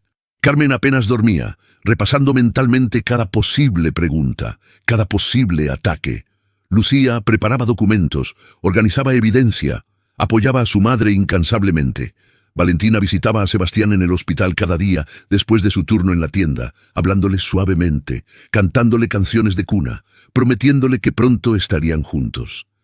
El bebé había crecido tanto, ya pesaba 4 kilos. Sus ojos seguían movimiento. Sonreía cuando escuchaba voces familiares. Era un milagro ambulante, un testimonio de resiliencia.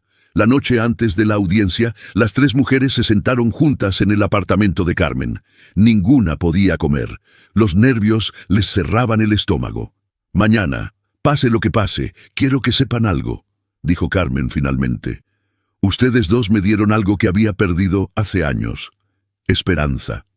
Lucía, me mostraste que mi sacrificio valió la pena, que te convertiste en una mujer extraordinaria. Valentina, me mostraste que nunca es tarde para cambiar, para encontrar coraje. Mamá, vas a hacerme llorar, dijo Lucía con voz quebrada. Yo ya estoy llorando, admitió Valentina. Carmen, salvaste a mi hijo, y después me salvaste a mí. No importa lo que decida el juez mañana, nunca podré pagarte eso. No necesitas pagarme nada, respondió Carmen. Solo necesitas ser la madre que Sebastián merece. Esa es toda la gratitud que quiero. Se abrazaron las 3, derramando lágrimas de miedo, esperanza y amor. Mañana enfrentarían al sistema, a Roberto Mendoza, a todas las fuerzas que conspiraban contra ellas. Pero lo harían juntas, y eso tenía que contar para algo. En su mansión, Roberto también estaba despierto, revisando una última vez la estrategia con sus abogados. Había gastado más de 200.000 euros en este caso. Había movido contactos, llamado favores, presionado donde podía. No iba a perder, nunca perdía. Y no iba a empezar ahora con una limpiadora y su hija rebelde. El destino de Sebastián se decidiría en menos de 12 horas. Y solo una cosa era segura. Después de mañana, nada volvería a ser igual para ninguno de ellos. La sala del juzgado de familia estaba abarrotada. Periodistas, activistas de derechos de menores, curiosos, todos querían presenciar lo que los medios habían bautizado como el caso del siglo. Carmen entró con Lucía a su lado, vistiendo su mejor ropa, un vestido azul marino que había comprado en una tienda de segunda mano. Valentina llegó minutos después, nerviosa pero digna, con un traje sencillo que había adquirido con su primer salario. Del otro lado de la sala, Roberto Mendoza hizo su entrada rodeado de 5 abogados con maletines de cuero italiano. Vestía un traje gris de Armani que costaba más que 6 meses del alquiler de Carmen. Su presencia llenaba la sala, intimidante y poderosa. La jueza entró y todos se pusieron de pie. Se llamaba Mónica Herrera, tenía 60 años, cabello gris corto y una reputación de ser justa, pero implacable. Había manejado algunos de los casos de custodia más complejos de Madrid. «Buenos días», comenzó con voz firme. «Este es el caso número 2847, referente a la custodia temporal y futura del menor identificado como Sebastián, nacido el 28 de octubre de 2025. Antes de comenzar, quiero dejar algo claro. Este tribunal se preocupa únicamente por el bienestar del menor. No me importan fortunas, apellidos o escándalos mediáticos. Me importa dónde estará más seguro y mejor cuidado este bebé. ¿Entendido?» Todos asintieron. El abogado principal de Roberto, un hombre calvo llamado Ernesto Villar con fama de nunca perder un caso, se puso de pie primero. «Su señoría, representamos a Roberto Mendoza, abuelo biológico del menor. El señor Mendoza es un respetado empresario, filántropo, hombre de familia. Tiene los recursos para proporcionar al menor todo lo necesario. Educación de primera clase, atención médica excepcional, seguridad, estabilidad económica para toda su vida». Hizo una pausa dramática antes de continuar. La señora Carmen Rodríguez, aunque bien intencionada, es una trabajadora de limpieza con ingresos modestos, deudas pendientes y sin experiencia criando bebés recién nacidos. Vive en un apartamento pequeño en un barrio de clase trabajadora. ¿Es eso realmente lo mejor para este niño? Carmen sintió las mejillas arder de humillación, pero Beatriz le apretó la mano bajo la mesa, recordándole mantener la compostura. En cuanto a Valentina Mendoza, continuó Villar con tono despectivo, es una joven que admitió públicamente haber abandonado a su hijo. Mostró una irresponsabilidad criminal. Aunque ahora afirma arrepentimiento, ¿podemos confiar en alguien capaz de dejar a un recién nacido en un contenedor de basura? Valentina apretó los puños, respirando profundamente para no explotar. Beatriz se levantó entonces, con la confianza tranquila de quien conoce la fuerza de su caso. «Su señoría, mi distinguido colega, pinta un cuadro muy selectivo de la realidad. Hablemos de hechos comprobados. Roberto Mendoza no solo sabía del plan para abandonar al bebé, sino que participó activamente en él.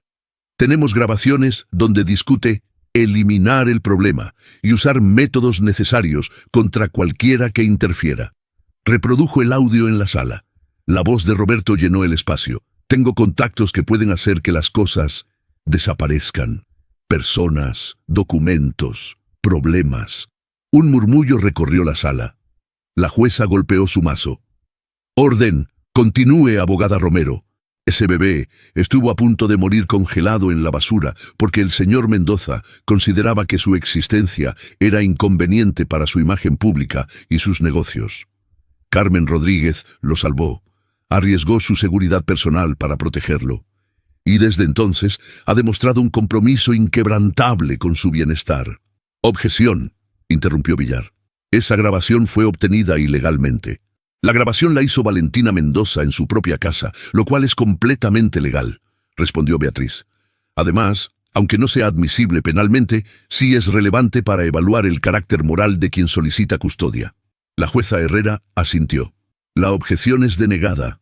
Continúe». Beatriz entonces llamó a Carmen al estrado.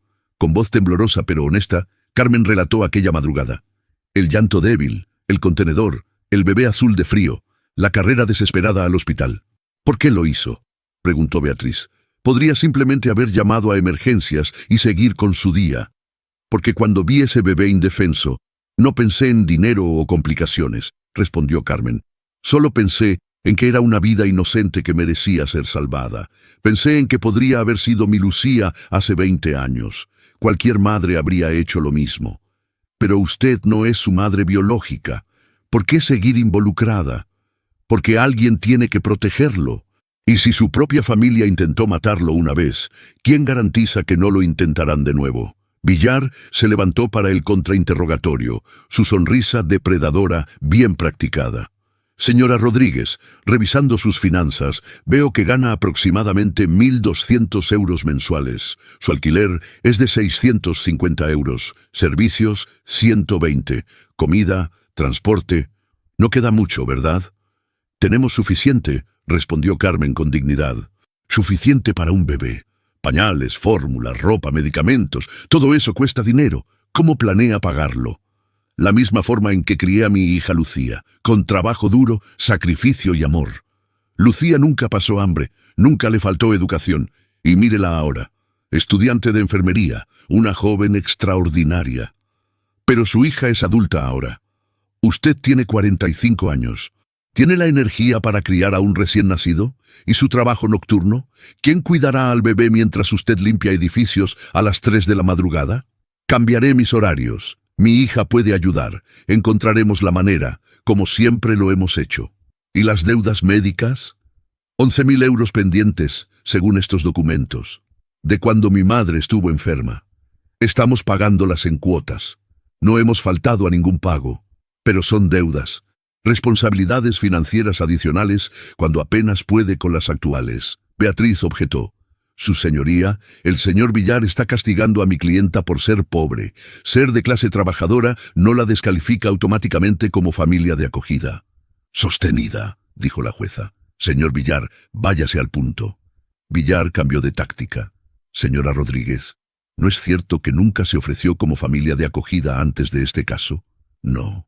¿Y no es cierto que el perfil de este bebé en particular, vinculado a una familia millonaria, presenta ciertas ventajas económicas potenciales? Carmen palideció de indignación. ¿Está insinuando que hago esto por dinero? Estoy preguntando si las circunstancias únicas de este caso jugaron un papel en su repentino interés en ser familia de acogida. Hago esto porque ese bebé casi muere. La voz de Carmen se quebró. Porque lo sostuve en mis brazos cuando estaba congelado y azul, y sentí su pequeño corazón luchando por seguir latiendo. No me importa quién es su abuelo ni cuánto dinero tiene. Me importa que es una vida inocente que merece amor y protección. El silencio en la sala era absoluto. Varios espectadores tenían lágrimas en los ojos. Incluso la jueza parecía conmovida. «Puede retirarse, señora Rodríguez», dijo finalmente la jueza Herrera. Luego fue el turno de Valentina. Subió al estrado con las piernas temblando, consciente de que todo dependía de lo que dijera en los próximos minutos. Beatriz la guió a través de su testimonio. El embarazo oculto, las manipulaciones de Diego, las amenazas de su padre, el parto traumático, el momento en que le arrebataron a su bebé. «Sé que lo que hice fue imperdonable», dijo Valentina con voz quebrada. «No hay excusa para abandonar a mi hijo. Fui cobarde, fui débil.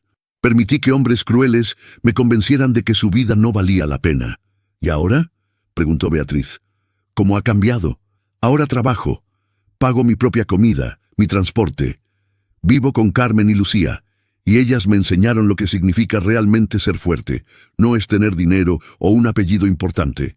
Es levantarte cada día y luchar por lo que amas, sin importar cuán difícil sea». ¿Está preparada para ser madre soltera sin el apoyo de su familia adinerada? Sí, porque prefiero criar a mi hijo en un apartamento pequeño lleno de amor que en una mansión llena de mentiras y crueldad. Villar prácticamente saltó para su turno de interrogarla. «Señorita Mendoza, abandonó a su bebé en la basura. Literalmente lo dejó morir, y ahora espera que este tribunal crea que tuvo un cambio de corazón milagroso». «No espero que crean en milagros», respondió Valentina. «Espero que vean los hechos. He trabajado cada día para convertirme en mejor persona. He roto con mi padre, con Diego, con todo lo tóxico en mi vida. He ido a terapia. He hecho todo lo posible para demostrar que merezco una segunda oportunidad». ¿Una segunda oportunidad después de intentar matar a su propio hijo? «No intenté matarlo», gritó Valentina. «Diego lo hizo, mi padre lo ordenó. Yo estaba drogada, sangrando, acababa de dar a luz. Me dijeron que lo llevarían a un lugar seguro y en cambio se derrumbó en llanto». La jueza llamó a un receso de 15 minutos. Durante el receso, Roberto se acercó a Carmen en el pasillo, asegurándose de que no hubiera cámaras cerca.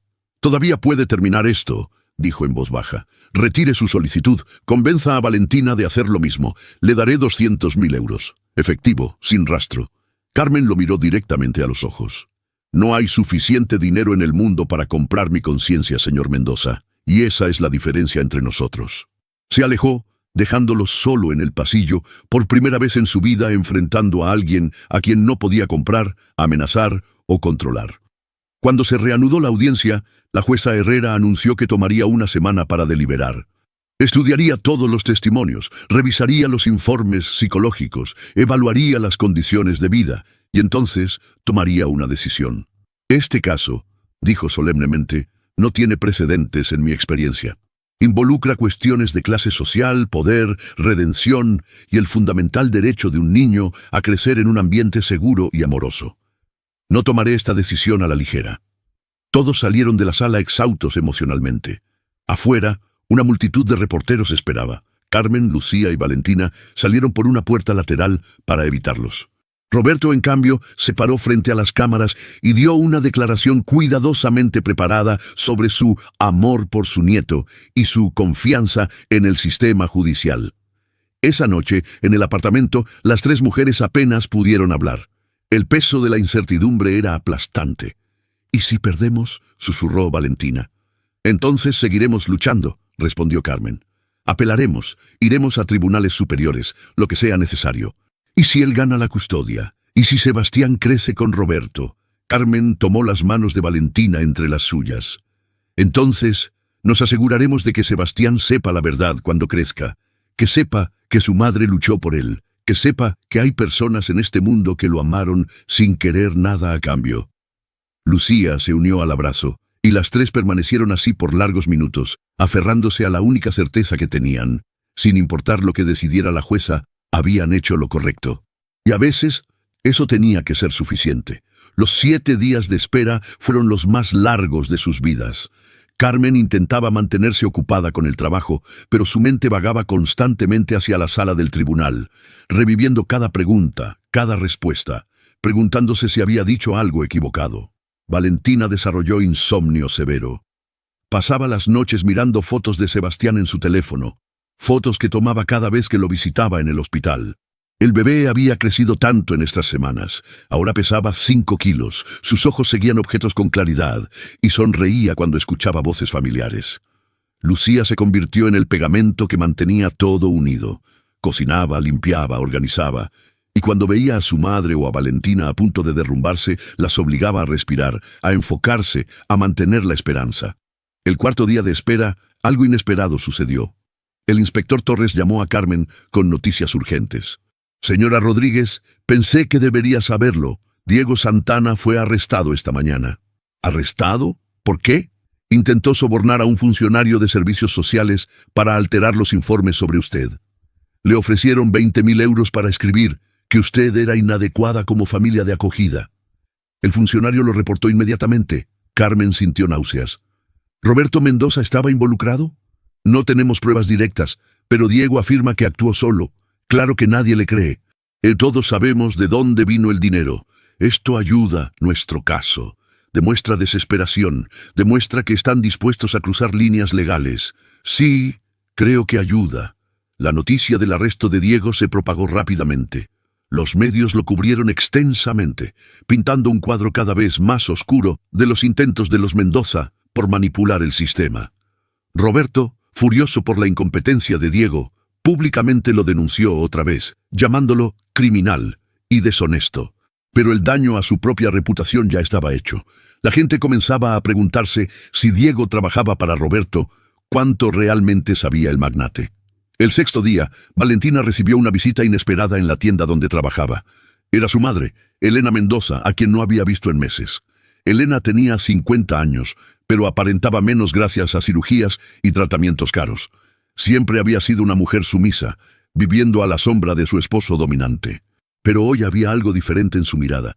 «Valentina», dijo con voz temblorosa, «necesito hablar contigo». Se sentaron en la pequeña cafetería al lado de la tienda. Elena ordenó un café que apenas tocó. «Tu padre no sabe que estoy aquí», comenzó. «Me mataría si lo supiera». «Entonces, ¿por qué viniste?» «Porque soy tu madre. y porque he guardado silencio demasiado tiempo sobre las cosas horribles que he visto en esa familia. Elena abrió su bolso y sacó un sobre. Estas son copias de correos electrónicos entre tu padre y Diego, discutiendo el plan para abandonar al bebé, discutiendo cómo cubrir sus huellas. Hay también transferencias bancarias que muestran que tu padre le pagó a Diego 50.000 euros 2 días después de que naciera Sebastián. Valentina tomó el sobre con manos temblorosas. ¿Por qué haces esto? Los ojos de Elena se llenaron de lágrimas. Porque cuando te quedaste embarazada, yo te fallé. Debí protegerte. Debí defenderte de tu padre. Pero fui cobarde. Elegí la comodidad de mi mansión sobre el bienestar de mi hija y mi nieto. Mamá, no me llames mamá. No merezco ese título. Las madres protegen a sus hijos. Yo te dejé en manos de monstruos, pero puedo intentar enmendarlo ahora. Estos documentos prueban que tu padre orquestó todo. Si entregas esto, él te destruirá. Te quitará todo. Elena sonrió tristemente. Ya me quitó todo lo que importaba. Mi dignidad, mi autorrespeto, la relación con mi hija. Las cosas materiales son solo eso, cosas. Valentina abrazó a su madre por primera vez en años, ambas llorando en medio de la cafetería mientras los clientes las miraban con curiosidad. Esa noche, Beatriz recibió los documentos de Elena con asombro. «Esto es oro puro», dijo, revisando página tras página. «Prueba irrefutable de premeditación. Si presento esto a la jueza...» «¿Hay tiempo?», preguntó Carmen. «El fallo es mañana. Puedo solicitar una audiencia de emergencia esta noche para presentar evidencia nueva. Es poco ortodoxo, pero dadas las circunstancias...» Beatriz hizo exactamente eso. A las 8 de la noche, la jueza Herrera accedió a una audiencia extraordinaria en su despacho. Solo estaban presentes ella, Beatriz, Villar y los involucrados principales. Cuando Beatriz presentó los documentos, el rostro de Villar perdió todo color. Intentó argumentar que eran falsificaciones, pero las marcas de tiempo digitales, las direcciones IP, todo era verificable. Roberto, sentado en una esquina del despacho, finalmente mostró una grieta en su armadura. Sus manos temblaban ligeramente. Por primera vez se dio cuenta de que podría realmente perder. «¿Tiene algo que decir, señor Mendoza?», preguntó la jueza Herrera con voz helada. Roberto se puso de pie, recuperando algo de su compostura. «Su señoría, esos correos están sacados de contexto. Discutíamos opciones hipotéticas. Nunca ordené específicamente que abandonaran al bebé.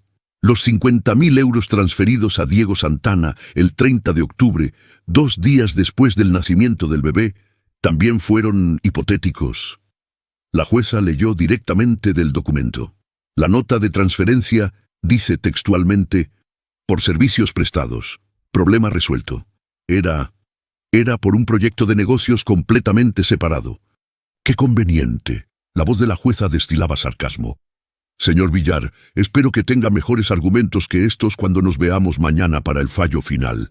Porque ahora mismo su cliente parece muy poco adecuado para criar a cualquier niño, mucho menos a uno que intentó eliminar». La audiencia de emergencia terminó. Roberto salió del despacho con el rostro rojo de humillación y furia. Afuera, en el estacionamiento, agarró a Villar del brazo. «¡Arregla esto!», siseó. «Te pago una fortuna. Arréglalo». «Roberto, hay límites a lo que puedo hacer. Tu propia esposa te traicionó. Los documentos son legítimos. El mejor consejo que puedo darte es que retires tu petición de custodia antes de que esto empeore». «¿Retirarme? ¿Yo? Nunca». «Entonces prepárate para perder y posiblemente enfrentar cargos criminales renovados. Estos documentos cambian todo». Roberto se quedó solo en el estacionamiento oscuro, su imperio construido sobre arena comenzando a desmoronarse bajo sus pies. Esa noche, Elena Mendoza hizo su maleta. Tomó solo lo esencial: ropa, documentos personales, algunas joyas que había heredado de su propia madre. Dejó atrás los regalos caros de Roberto, los vestidos de diseñador, los abrigos de piel. Escribió una nota breve: «Me voy, no me busques. Finalmente elegí el lado correcto». Se fue de la mansión por última vez, cerrando la puerta tras ella en la vida de privilegio vacío que había llevado durante 30 años. Llegó al apartamento de Carmen cerca de medianoche. Valentina abrió la puerta, sorprendida de ver a su madre con una maleta. «¿Puedo quedarme aquí?», preguntó Elena con voz pequeña. «No tengo a dónde más ir». Valentina miró a Carmen, quien asintió sin dudar. Hay espacio en el piso, dijo Carmen. No es cómodo, pero... Es perfecto, interrumpió Elena. Gracias. Las 4 mujeres se sentaron en la pequeña sala, bebiendo té y hablando hasta altas horas de la madrugada. Elena compartió historias de años de abuso emocional, de cómo Roberto había destruido sistemáticamente su autoestima, de cómo había vivido aterrorizada de contradecirlo. Pero ver lo que le hizo a Valentina, lo que casi le hizo a Sebastián, dijo con lágrimas, fue demasiado. Hay una línea que no se puede cruzar. Y él la cruzó. A la mañana siguiente, todas se vistieron con sus mejores ropas. Hoy era el día. La jueza Herrera daría su fallo. El camino al juzgado fue silencioso, cada una perdida en sus pensamientos, rezando a cualquier poder superior que escuchara. La sala estaba otra vez llena hasta el tope. Roberto llegó solo, sin Elena, rodeado solo de sus abogados. Parecía haber envejecido 10 años en una noche. La jueza Herrera entró puntualmente a las 10 de la mañana. Su expresión era inescrutable. He revisado extensamente todos los testimonios, documentos y evidencia presentada en este caso, comenzó. Rara vez he visto una situación tan compleja, con tantas capas de trauma, manipulación y circunstancias extraordinarias. Hizo una pausa, mirando a cada persona en la sala. El trabajo de este tribunal es determinar qué es lo mejor para el menor, no lo que es más conveniente para los adultos, no lo que satisface venganzas o ambiciones, solo lo mejor para el niño. Carmen sintió que el corazón le latía tan fuerte que seguramente todos podían escucharlo. Roberto Mendoza, continuó la jueza, los documentos presentados anoche demuestran convincentemente que usted participó activamente en el plan para abandonar a su nieto. Pagó por ello, lo aprobó y luego intentó encubrirlo. Su riqueza es indiscutible, pero su carácter moral es profundamente cuestionable. Roberto apretó la mandíbula, pero no dijo nada. Valentina Mendoza. La jueza se volvió hacia ella. Usted cometió un acto terrible abandonando a su hijo. Sin embargo, desde entonces ha mostrado arrepentimiento genuino.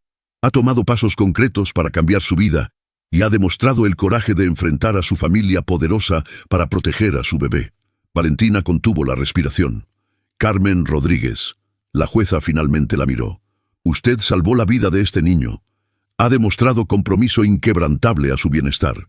Tiene recursos económicos limitados, pero amor ilimitado.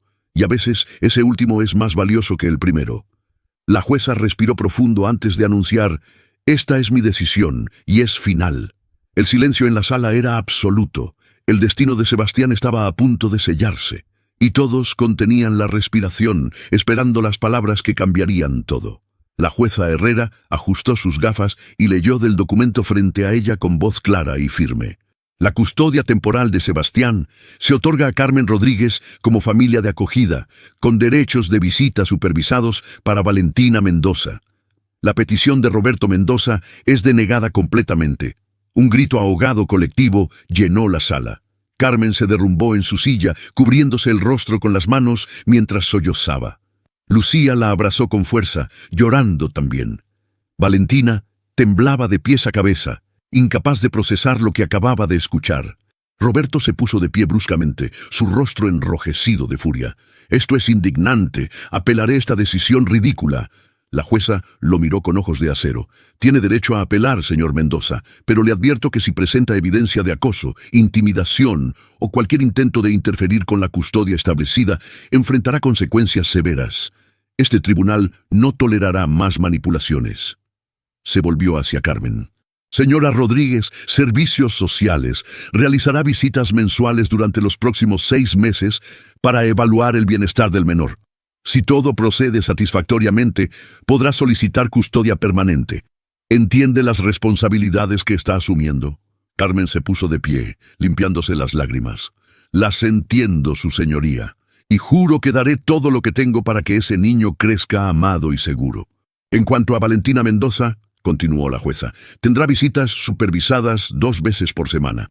Durante este tiempo debe continuar con terapia psicológica, mantener empleo estable y demostrar capacidad de ser madre responsable. Después de 6 meses, reevaluaremos si puede asumir custodia parcial o compartida. Valentina asintió vigorosamente, incapaz de hablar por la emoción. Finalmente, Roberto Mendoza tiene prohibido acercarse al menor sin supervisión judicial. Las visitas, si las hay, serán determinadas por este tribunal basándose en el interés superior del niño, no en los deseos del solicitante. Roberto salió de la sala como una tormenta, seguido por sus abogados que intentaban calmarlo. En el pasillo, empujó a un reportero que intentó hacerle una pregunta. «Sin comentarios. Esto no ha terminado», rugió antes de desaparecer en un ascensor. Afuera del juzgado, Carmen, Lucía, Valentina y Elena fueron rodeadas por decenas de reporteros y simpatizantes. Había gente con pancartas que decían «Justicia para Sebastián» y «El amor vence al dinero». Marina Vega se abrió paso entre la multitud. «Carmen, ¿cómo se siente?» Carmen respiró profundo, todavía procesando lo sucedido. «Me siento abrumada, agradecida, aterrorizada. Es una responsabilidad enorme, pero estoy lista. Ese bebé merece una oportunidad de ser feliz». «¿Qué mensaje tiene para Roberto Mendoza?» Carmen miró directamente a la cámara. «Que el dinero no compra todo, que los apellidos importantes no significan nada si no tienes corazón, y que Sebastián crecerá sabiendo la verdad, que su familia biológica lo rechazó, pero que hay personas en este mundo que lo amaron desde el primer segundo que lo conocieron». Valentina también habló ante las cámaras, su voz temblando pero determinada. «Cometí el peor error de mi vida. Abandoné a mi hijo por miedo y cobardía, pero voy a pasar el resto de mi vida compensándolo. Voy a ser la madre que él merece, aunque me tome años ganarme ese derecho». Esa tarde, por primera vez, Carmen pudo sostener a Sebastián sin la supervisión estricta de enfermeras o trabajadores sociales. El bebé había sido trasladado a una sala privada del hospital donde permanecería unos días más antes del alta médica. Carmen lo alzó con manos temblorosas, acunándolo contra su pecho. Sebastián abrió sus ojos avellana y pareció estudiar su rostro con curiosidad. Luego hizo algo que derritió el corazón de Carmen. Sonrió, una sonrisa amplia y sin dientes que iluminó su pequeño rostro.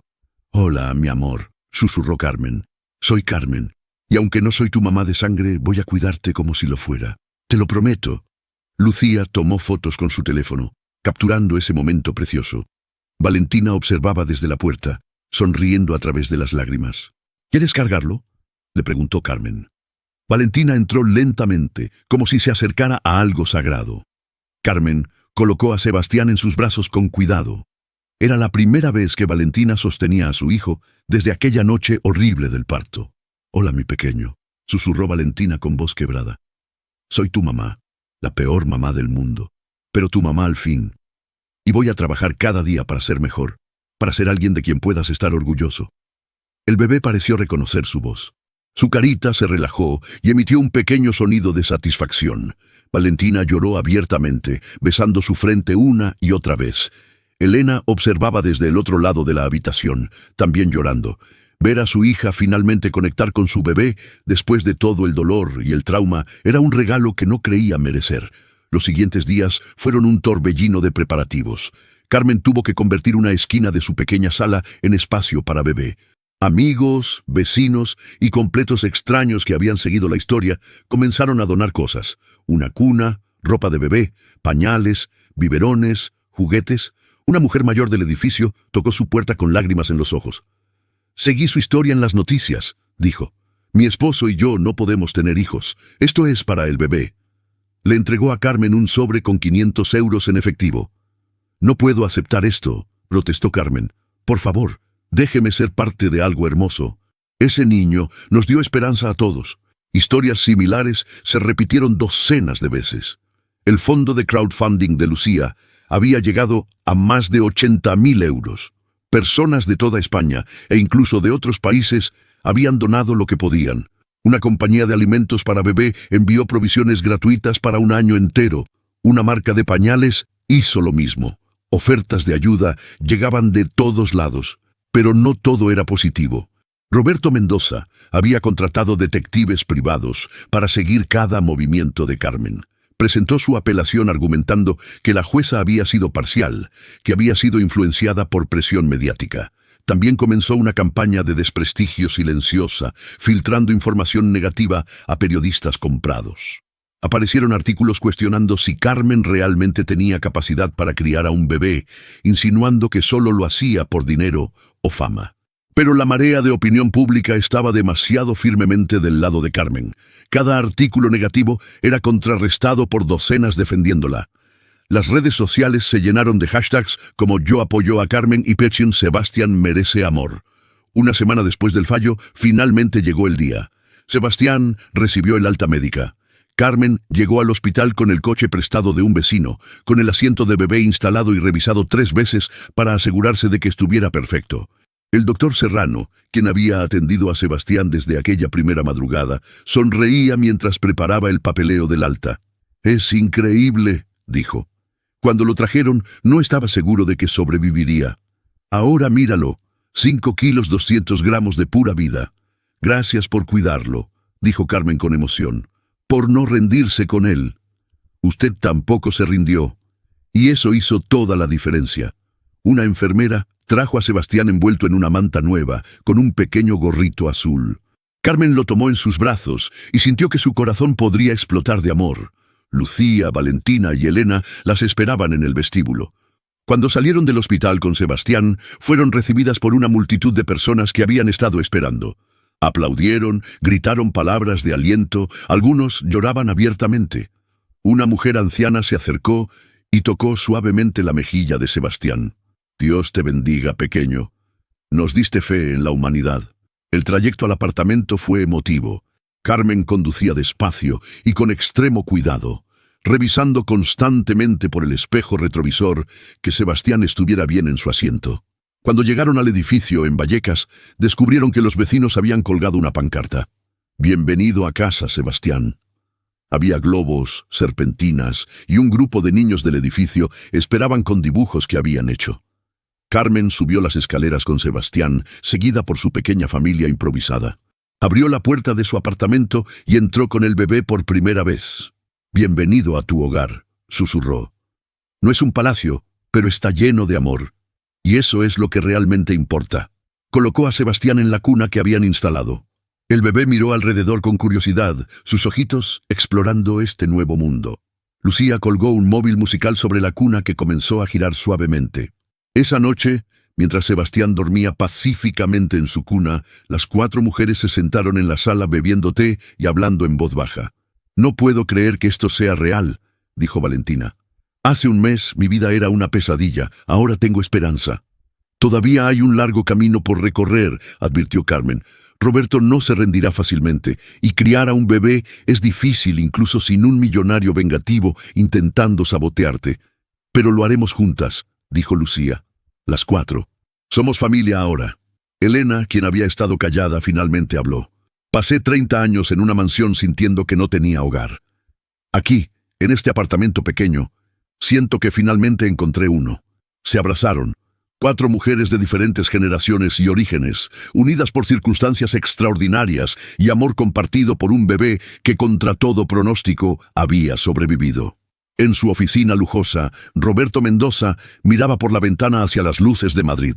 Su imperio seguía intacto, su riqueza seguía siendo vasta, pero había perdido algo que nunca pensó que importaría: su nieto, su hija, su esposa y su reputación. Tomó su teléfono y marcó el número de su abogado principal. «Villar, prepara la apelación más fuerte que hayas hecho en tu vida. Voy a recuperar a ese niño, cueste lo que cueste». «Roberto, necesitas dejarlo ir. Ya perdiste. Si sigues presionando, solo empeorarás las cosas. No acepto la derrota. Nunca lo he hecho. Y no empezaré ahora». Colgó el teléfono y volvió su mirada hacia la ciudad. En algún lugar allá afuera, su nieto dormía en un apartamento de clase trabajadora, cuidado por personas que él consideraba insignificantes. Pero algo que Roberto Mendoza nunca entendería era que el amor no se mide en cuentas bancarias. Y Sebastián, sin saberlo aún, era el niño más rico del mundo, no por herencia o apellido, sino porque estaba rodeado de personas dispuestas a sacrificarlo todo por su felicidad. Y eso no tenía precio. 6 meses después, el apartamento de Carmen había sido transformado por completo. La cuna ahora estaba rodeada de juguetes coloridos, las paredes tenían dibujos infantiles pegados y había fotografías de Sebastián en cada superficie disponible. El bebé había crecido notablemente. A sus 8 meses ya intentaba gatear, se reía a carcajadas cuando Lucía le hacía caras graciosas y decía algo que sonaba sospechosamente como «mamá» cuando Valentina lo cargaba. Las visitas de servicios sociales habían sido consistentemente positivas. Teresa Campos, en su último reporte, había escrito: «El menor muestra desarrollo saludable en todos los aspectos. El ambiente del hogar, aunque modesto económicamente, es emocionalmente rico y estimulante. Carmen Rodríguez ha demostrado ser una cuidadora excepcional». Valentina ahora tenía custodia compartida no supervisada. Pasaba 3 días a la semana con Sebastián, llevándolo a pasear por el parque, cantándole canciones, leyéndole cuentos, aunque él todavía no entendiera las palabras. Había sido ascendida en la tienda donde trabajaba y ahora ganaba suficiente para contribuir con los gastos. Elena había conseguido trabajo como asistente administrativa en una pequeña empresa. Su salario era una fracción de lo que gastaba mensualmente cuando era la señora de Mendoza, pero trabajaba con dignidad y orgullo. Se había inscrito en clases nocturnas para aprender contabilidad, reconstruyendo una vida que nunca supo que podía tener. Lucía se graduaría como enfermera en 2 meses. Había conseguido una pasantía en el Hospital La Paz, irónicamente en la misma unidad de neonatología donde Sebastián había estado. La vida no era fácil.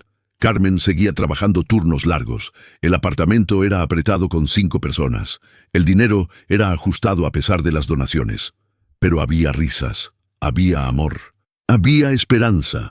Diego Santana había sido condenado a 2 años de prisión por intento de soborno. En la cárcel había dado entrevistas donde admitía su culpabilidad completa, disculpándose públicamente con Valentina y con Sebastián. Decía que había sido consumido por la codicia y la ambición y que merecía su castigo. Valentina había rechazado cada intento suyo de contactarla.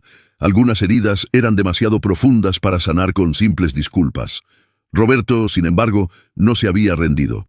Su apelación había sido denegada. Luego apeló de nuevo ante una corte superior. También fue denegada.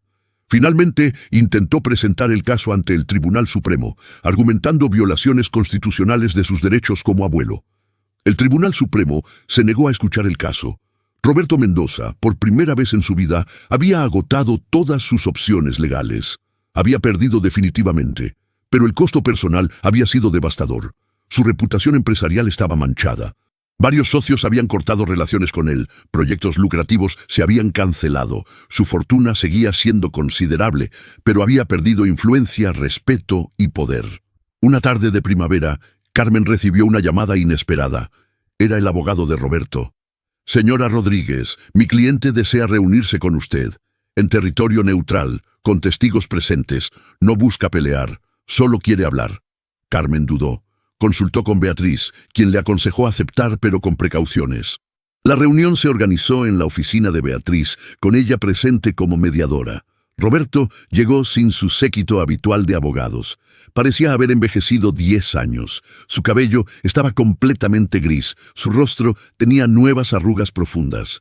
Se sentó frente a Carmen en silencio por largos segundos antes de hablar.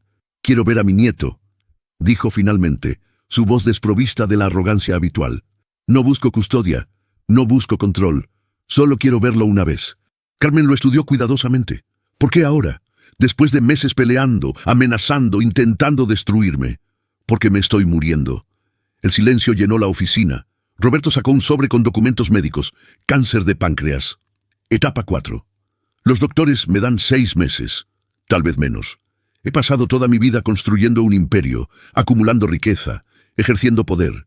Y ahora que todo está terminando, me doy cuenta de que voy a morir solo. Sin esposa. Sin hija.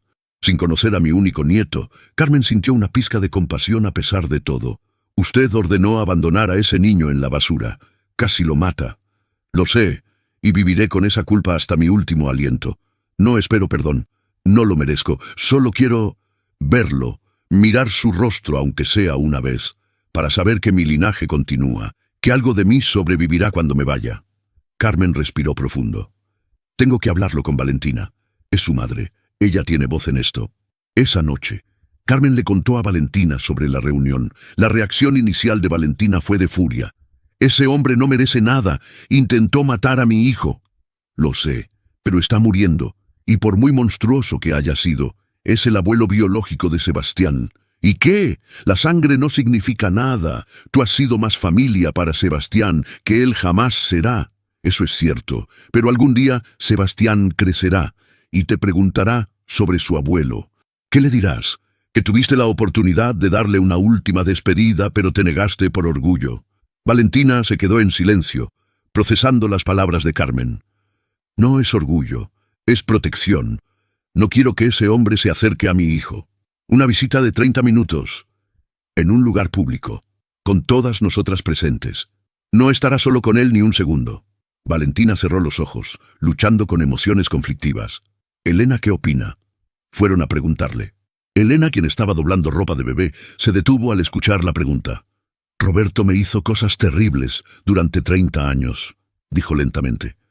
«Destruyó mi autoestima, me manipuló, me aisló. Pero también es el padre de mi hija, y está muriendo. Creo que el perdón no es para él, es para nosotras, para liberarnos del peso del odio». 3 días después, en un parque público bajo la sombra de un árbol grande, Roberto Mendoza conoció a su nieto. Carmen llegó con Sebastián en sus brazos, acompañada por Valentina, Lucía, Elena y Beatriz. Mantuvieron una distancia de varios metros inicialmente. Roberto se puso de pie lentamente desde el banco donde esperaba. Se veía frágil de una manera que nunca antes había mostrado. El cáncer lo estaba consumiendo rápidamente. «Gracias por venir», dijo con voz quebrada. Carmen se acercó cautelosamente, sosteniendo a Sebastián contra su pecho protectoramente. El bebé, ajeno a la tensión, jugaba con el collar de Carmen. «Tiene 30 minutos», dijo Carmen firmemente. «Y en cualquier momento que yo decida, nos vamos». Roberto asintió. Sus ojos se fijaron en Sebastián, y algo en su expresión se quebró. Lágrimas corrieron por sus mejillas, algo que nadie presente había visto jamás. «Se parece a Valentina cuando era bebé», susurró. Los mismos ojos, la misma nariz pequeña. Valentina se acercó, parada junto a Carmen. «Se llama Sebastián, no heredero». «No problema, no error. Sebastián. Es un niño, un ser humano que merece amor y respeto». «Lo sé». Roberto extendió una mano temblorosa. ¿Puedo tocarlo?»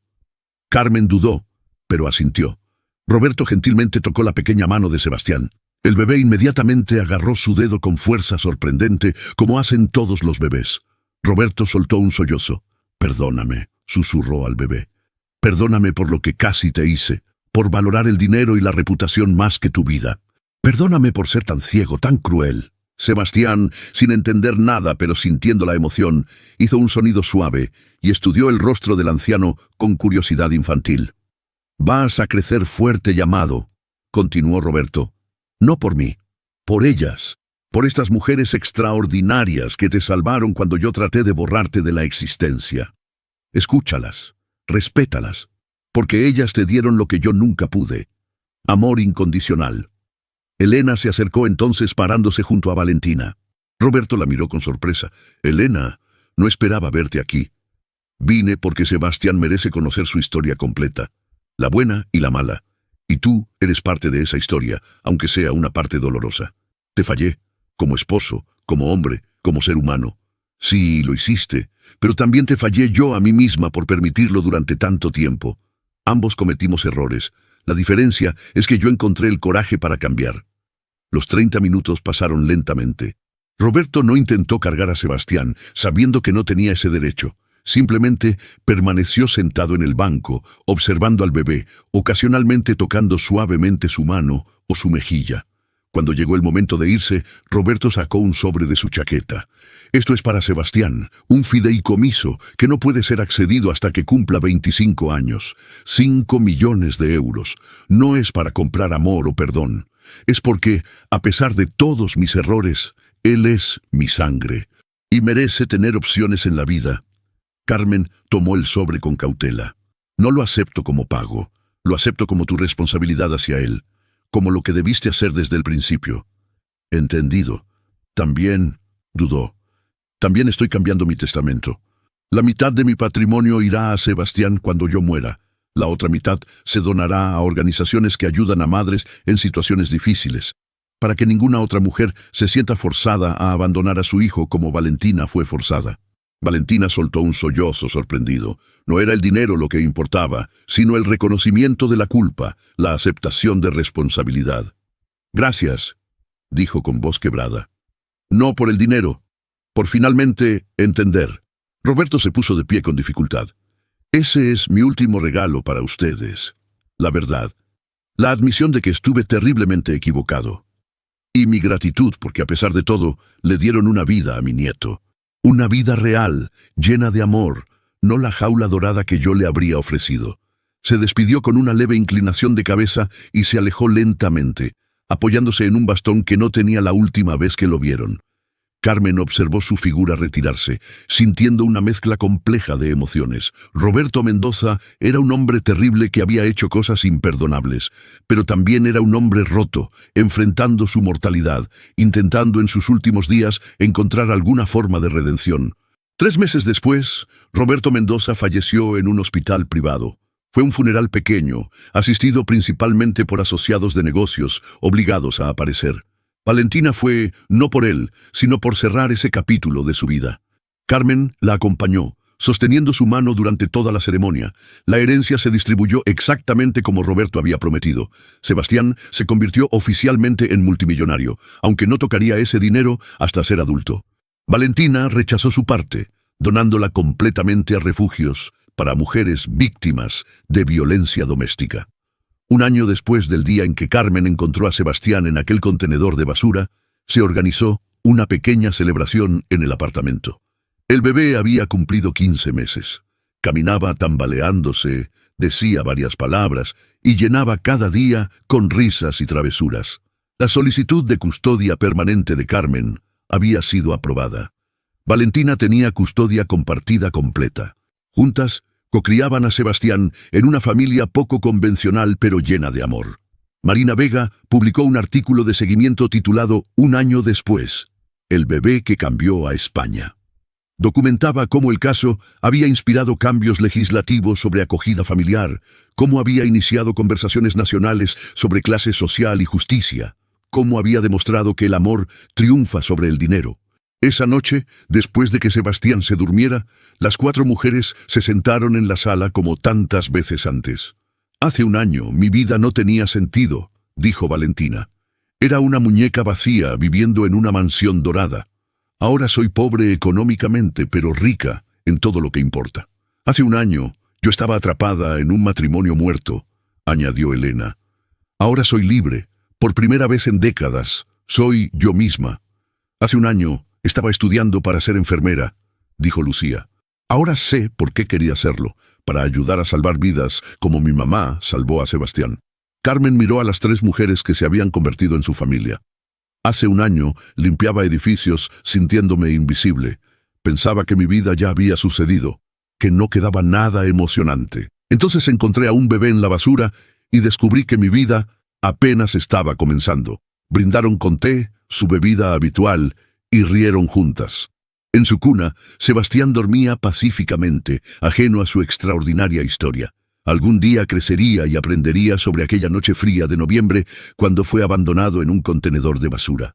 Aprendería sobre el abuelo que intentó borrarlo de la existencia, sobre la madre que estuvo perdida pero se encontró a sí misma, sobre la abuela que encontró coraje en su 6ª década, sobre la hermana mayor que nunca tuvo pero ganó en Lucía, y sobre Carmen, la limpiadora de 45 años que lo vio no como un problema o una inconveniencia, sino como lo que realmente era, una vida preciosa que merecía ser salvada. Sebastián crecería sabiendo que no importa dónde naces, cuánto dinero tienes o qué apellido llevas, lo que importa es estar rodeado de personas que te aman incondicionalmente, personas dispuestas a luchar por ti, personas que te ven no por lo que podrías darles, sino por quién eres. Y en esa lección, Sebastián sería más rico que cualquier heredero nacido con cucharas de plata, porque el amor verdadero no tiene precio, y él tenía más de eso que cualquier fortuna podría comprar. Fin.